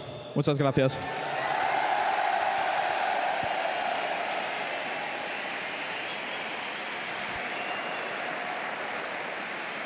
You just got to give it a moment to breathe. Absolutely love it, the fans here in Madrid. Now, as you well know, you are one step away from the world stage. Fnatic wins tomorrow. Vitality is Europe's 2nd seed. If that happens, what is next for you? What is next for Vitality? I mean, tomorrow is going to be a really special day because I really want Fnatic to win. It will be a dream come true for me and for my team, but Guillote is on the other side as well, so I wish him the best. I think he'll do great series, but I just hope that Fnatic takes it home and we'll just crush everyone in group stages. I'm sure about that.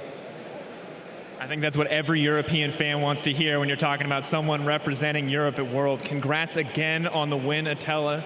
That is going to be it from us here. Let's send it over to the casters.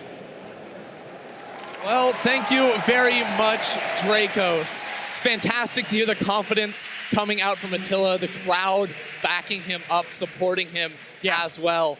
And I mean, after a performance like that, he deserves, he should be confident like he is there. He played extremely well in this game. It wasn't really the guy we focused on because so much was around Jizuke, but as we said during that last game here, in every single team fight, he was constantly positioning correctly, getting a ton of damage out, and when everyone was looking towards Jizuke, can we kill him? Well, Attila would just take you down. Yeah, well, let's look at some of that positioning. Let's get another look at the final fight brought to you by Acer Predator. Max Lore going on in. You gotta love it. But that's where the turn comes around for Vitality, doesn't it? Yeah. This is obviously desperation from Misfits. And Jack Troll getting to the assassination there. That is the best way to end the game for Jack Troll because he actually started this series so poorly with the Leona pick.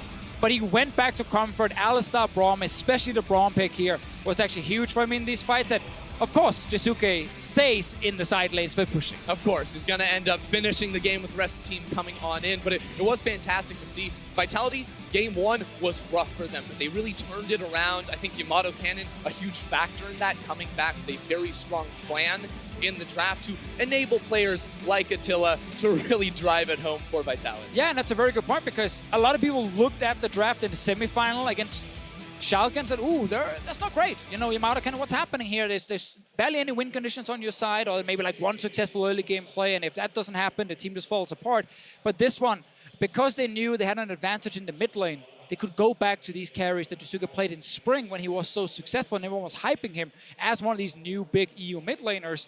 It gave them more ways to play the game. It was not just about one play in the bottom lane. It was suddenly actually a lot about getting mid lane ahead, and then you can play these big team fights. Well, that was fantastic, but for more on tonight's action, let's head over to Shucks and Friends in the LCS post-game lobby.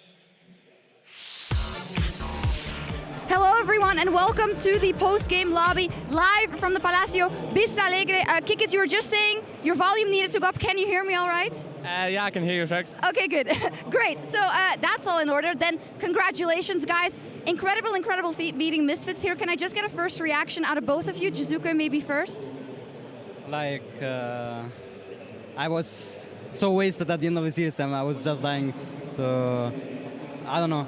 We were winning and I was singing him, guys, I can't tell them, I know Lulu is coming and Simon is coming, but I can't tell my tears, they're coming. Oh. Help me, guys. I was like fainting on stage. So you were almost crying at the end of the game. So did anyone help you or were you just like, all right, screw it, I'm gonna cry? I was just rushing on Lulu one last time, but I was crying, I was like moving to the bottom, but I was like, the guys, they're going on me, but help me. They're going on me. Oh, fantastic. Kikis, are you then the level-headed guy? Were you calm and did you say, team, come on, we still need to finish this. This is so important. I think I'm the type of guy that holds his emotion until the very end. So we didn't qualify for Worlds, right? Like third place match, like being third place, of course, it's really nice, and it shows that we are still a good team, and beating Misfits is good, but I'm still waiting for Fnatic to win tomorrow, right? And then I think I'm gonna drop my emotions, right? Because in the Schalke series, when we're even 0-2, right? There's no space for any kind of emotion during the series, but then after the series, everything like comes running like a truck. So yeah. Kikis, I have a follow-up because one of my favorite memories was you winning with G2 Esports, jumping up and down on stage, but watching the entire Vitality team hug, crying, emotion. I mean, it's a level of investment we don't see from teams. So what sort of feeling is that with the team when you can celebrate and share and really be that happy? I mean, Nick is like the biggest part of my life through anything, right? So of course it's a really good feeling, and for the whole year, that's like for the whole year I was playing in Polish League. People were adapting my skills and everything, and it just feels really good to achieve something, right? Of course, we take a look there again at your coach was also extraordinarily excited. I don't see Yamato like that too often. The last time I saw him like that was when he qualified for Worlds with Splice and he got that milestone. What was it like, hugging Yamato at the end, and why do you think he was so emotional? I think just by seeing me, he got emotional as well. Yeah. Like the fact that I was crying on the chair, he got emotional with me. But also, I mean, tomorrow I'm gonna be the best fanboy for Fnatic, but I think they're gonna win. So in me and Yamato's mind, we think that Fnatic win and we go Worlds. So that's why we're. You're less careful. Kikis says we're gonna see, and you're like they're gonna win. I know Fnatic, so I think they're gonna win. And tomorrow I'm gonna cheer them up really hard. Listen, today this was an upset win. Today, all of the experts, all of the analysts, everybody I'd seen except for Shucks and Pyra had said Misfits were gonna win. So. Is it something special? Why was it that all of the experts said you guys were going to lose? Let's start with Kikis first, and you showed up today. I wanted to follow up to the others thingy because I think we're an emotional team in a good way. We take losses really hard and we take wins really well, I guess, and we cheer, but we bounce back really fast. And I think you can see that during the series that even after losing one game, we are still cheering, right? And then I need to ask, you repeat the question. Yeah, no problem. I was just going to say, coming into today, you guys were the underdogs according to the experts and the analysts. Only Shucks and Pyrotechnics had predicted you to win. Good job, Shucks. Yeah, there we go. But my question is, why do you think that was? Why and how did you overcome that to surprise everybody? But I don't really care what other people think. I didn't even know that they're favorites. Like in my mind, we were the favorites anyway. Even though after the semis, right, that we crashed, I guess, and people were the Vitality train just. Yeah, I don't really care too much about this. I think that's important, but Kikis, you also know, that's people like to talk that way, but you are the guy who time and time again shows them up. And Jizuke, the same goes for you. We looked at you as the guy are you becoming someone who cannot perform in playoffs? You know, it happened in the third place match. There were a lot of question marks about champion pool and whatnot. Can you tell me how you think you did in this series and if you showed people wrong today? Like going into this Misfits game, I'm not gonna lie, we had the worst week of scrims I ever seen in 2 splits. But still, going in this week, I told everyone that I wanted to play around mid, and if I'm the focus, I knew that I will get really ahead and snowball the whole game, and that's what happened. But I don't know. I didn't even see any reactions of people saying Misfits win, blah blah. Like I thought that if I perform, we had the series, no matter what. Like going into this game, I thought the series would be 3-0 actually. It was 3-1. The fact that we lost one game, so just a warm-up game. No, I guess. I'm going to cut you off because we got to talk about the player of the series, and this is kind of perfect. Jizuke, you were the player of the series, voted on Twitter. 71% of the votes. That is not something we see very often. They agree with you. You rocked today. I mean, I'm really surprised. Usually, Kiki is still every single player of the series. My media is really insane. I'm really this surprised. Guy is really insane. Best media. I'm really surprised. I beat the Polish fans. What can I say? He's got to be strong. So tell me about then, you know, champion pool issues and whatnot today. None of that, but still, game 1 on Syndra, even though you had a fine game, it was a rough one for you guys. So what was kind of the bounce back strategy into games 2, 3, and 4 eventually? Like, for the team it was a rough game, but for me, like, I was 20-30 CS up. So, like, I knew my role in the game. And I went to second game, third game, thinking that I can do the same every game. So, everyone else was a bit down, but myself, I don't know. The game was over and I was smiling because I died top, and I was like, but why they're ending the game? Like, I didn't know. I wanted to go for a super play, so everything was worth, but I didn't realize. So at the end, anyway, I was laughing, legit. So I didn't took it wrong at all. I had a little bit of fun with Deficio in the cast because he was talking about some of the scaling champions that you guys had picked. And specifically was looking at Kikis on Gragas and was like, does Gragas know you can just, does Kikis know you can just farm on Gragas? Because it felt like you just wanted to pick fights and go in all the time. Is that a conscious decision? Is that something that as a team you're just like, hey, we're going to chase every opportunity? Or is that just a Kikis special that you really like to, you know, play for the win? I think I just play what I think is correct to play. Like correct way of playing the game, and I'm just doing this. And I think, okay, actually there were a few scenarios in this series that I just flashed because I was scared, I guess. But usually I think I play the same way I do in scrims on stage. So yeah, like that's just my playstyle, and I'm not really afraid to make plays and screw up sometimes, right? A couple more questions to wrap up the series, guys. You've said it time and time again. You want to play the final. God damn it! How has this made you more hungry for possibly Worlds and just playing an EU LCS final as soon as you can and being on the biggest stage? Is your hunger even bigger? Because Jizuke, it is only your first year in professional play.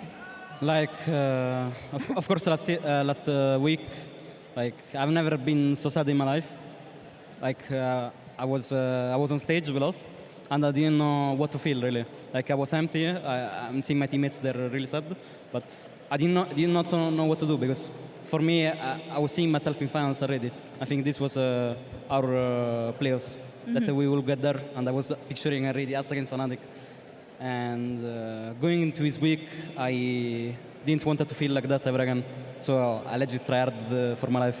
Of course, and I mean, if we think back, you're pretty confident that Fnatic is going to win. If they don't, though, you got to keep that level-headedness that you guys still have to play the gauntlet. So how are you going to make sure that on the one hand, you're trying to support Fnatic, because then you're locked in, but on the other hand, you actually need to be concentrated on practicing and preparing for the gauntlet? I'm ready for that as well. I think the Jizuka that you saw today, if we have to go gauntlet, you will see it again. Okay, so let's talk a bit about that possible gauntlet.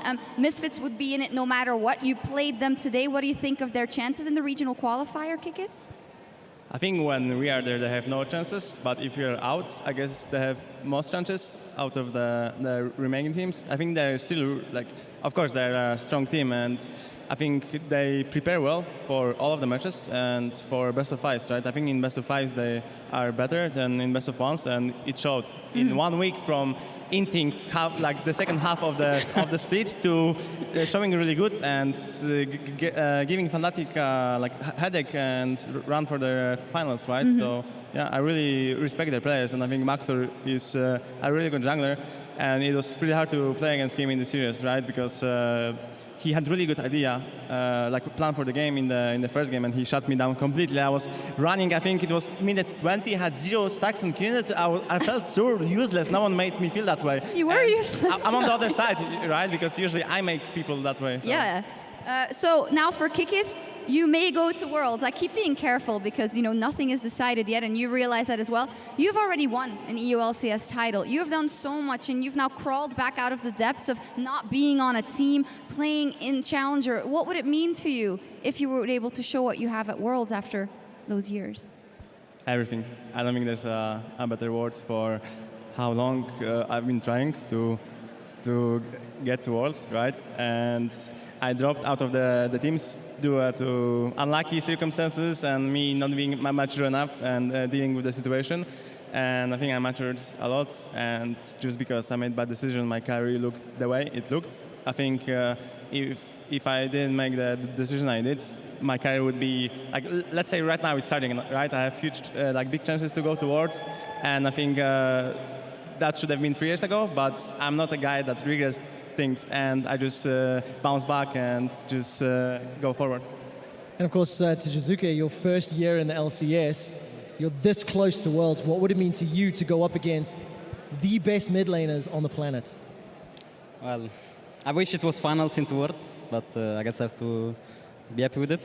But it means a lot because, like, I came to LCS and I was a fanboy of every single mid laner, and I'm like, now I have to play against them. Like, I have to make them my rivals. And it's same about Worlds. I'm gonna go against mid laners that I respect really hard, and I'm a fanboy of all of them, so it's gonna be hard to play. But which mid laner from the EU LCS were you the biggest fanboy of before you qualified for the LCS? Caps, Nuktak. I was a big fan of them. Perks as well, but Perks slowing down a little bit after his first year.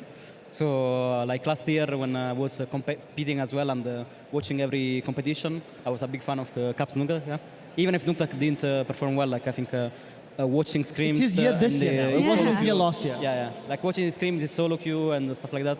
I was a big fan. Yeah? Well, perfect. Let's talk a bit more about Caps versus Nuktak and about Fnatic versus Schalke tomorrow, the final. You guys already said, of course, you hope that Fnatic wins, but why do you think it is that they're big favorites in this matchup, or if you disagree? I think their mid jungle duo is better than Schalke. And I think they're going to get a lot of advantage from there. And I just hope that they don't sorry for That's okay. they don't pick like scaling mid laner like they did with Misfits. I think if Caps goes for laning phase and snowballing, I think they have a good shot of winning the whole thing. So Kikis, how does Schalke win this tomorrow? But I think Fnatic will win. Okay. There's not gonna be much competition from Schalke, so I think Schalke can win if Broxa underperforms, I guess, because I think, okay, amazing, she showed he's really good and he keeps surprising, but still Broxa is really amazing jungler, and together with Caps, I don't think Nuktak amazing can stand a chance, and both teams have similar playstyle of having the games slower than like us and Misfits, and I think like Reckless will just farm. He's gonna be like 200 farm, 0-0 to stun a minute 20, and then popping off one team fight. Top lane, I don't think Chachi can like try to snowball or anything. I think both top lane and bot lane will be pretty even matchups, farming for late, and then mid lane jungle is gonna make a difference, and I'm not counting on Nuktak and amazing to like try to fight Caps and Broxa. But what about the fact that Schalke matched Splice's late game in team fights? Schalke matched your early game. You talked about them being slower. Every opponent they've come up against in this playoffs, they've figured out how to beat them. I mean, last week I think we just hinted really hard. Like they can be both. How Huh? It could be both, Jizuke. You could intend it. Yeah, like You have to be good enough to catch a throw sometimes. Yeah, like for sure, I think anything can happen when under pressure. Like when I was watching fighting Misfits, they were having a hard time winning actually some games. I don't remember what was the score actually. But and then Schalke Vitality, our early games were the worst I ever seen in history. So we just picked the for early, and then they outscale, and then they win. So I think anything can happen, but I still think Fnatic will take the win. Yeah, we'll see. Tomorrow, Kikis, you have something to add? Yeah, our series against Schalke, I take a lot of responsibility for that because I think they just prepared really well against our playstyle. Like they see, like we played the same way we played in the last weeks, right? And they just had a good idea about that. I didn't really expect the Skarner pick, and I entered my build. I went Tiamat twice, and then we tried it 2v2, and I just got one shot, right? Because, okay, the item is 1200 gold, and it gives 0 defensive statistics. Imagine you have Red Smite and Ruby Crystal, so I think the best of 5 started after those 2 games because of my fault, and then the third game it was our normal style, and then 4th game we just make mistakes. What I always hear when people get underplayed as a team is like, yeah, well, you know, I think Reckless said the same thing after the Misfits match. He was like, well, they only won because we effed up in draft or whatever. Everything belongs to the game. Your enemy feeding belongs to the game. Your enemy doing well belongs to the game. The draft everything does. So I would give a bit more credit personally to Schalke because I also think that they have you just said it, they had a really good game plan and it took a while for them to come online, but some of those guys are online. Upset is doing amazingly and he might feel this is the moment. I don't want to sway your opinion and I know I can't, but I do think they have a chance to make this a very competitive series. Let me put it that way. I agree with that, and I think if you look at the semi-final performance as well, Reckless got carried.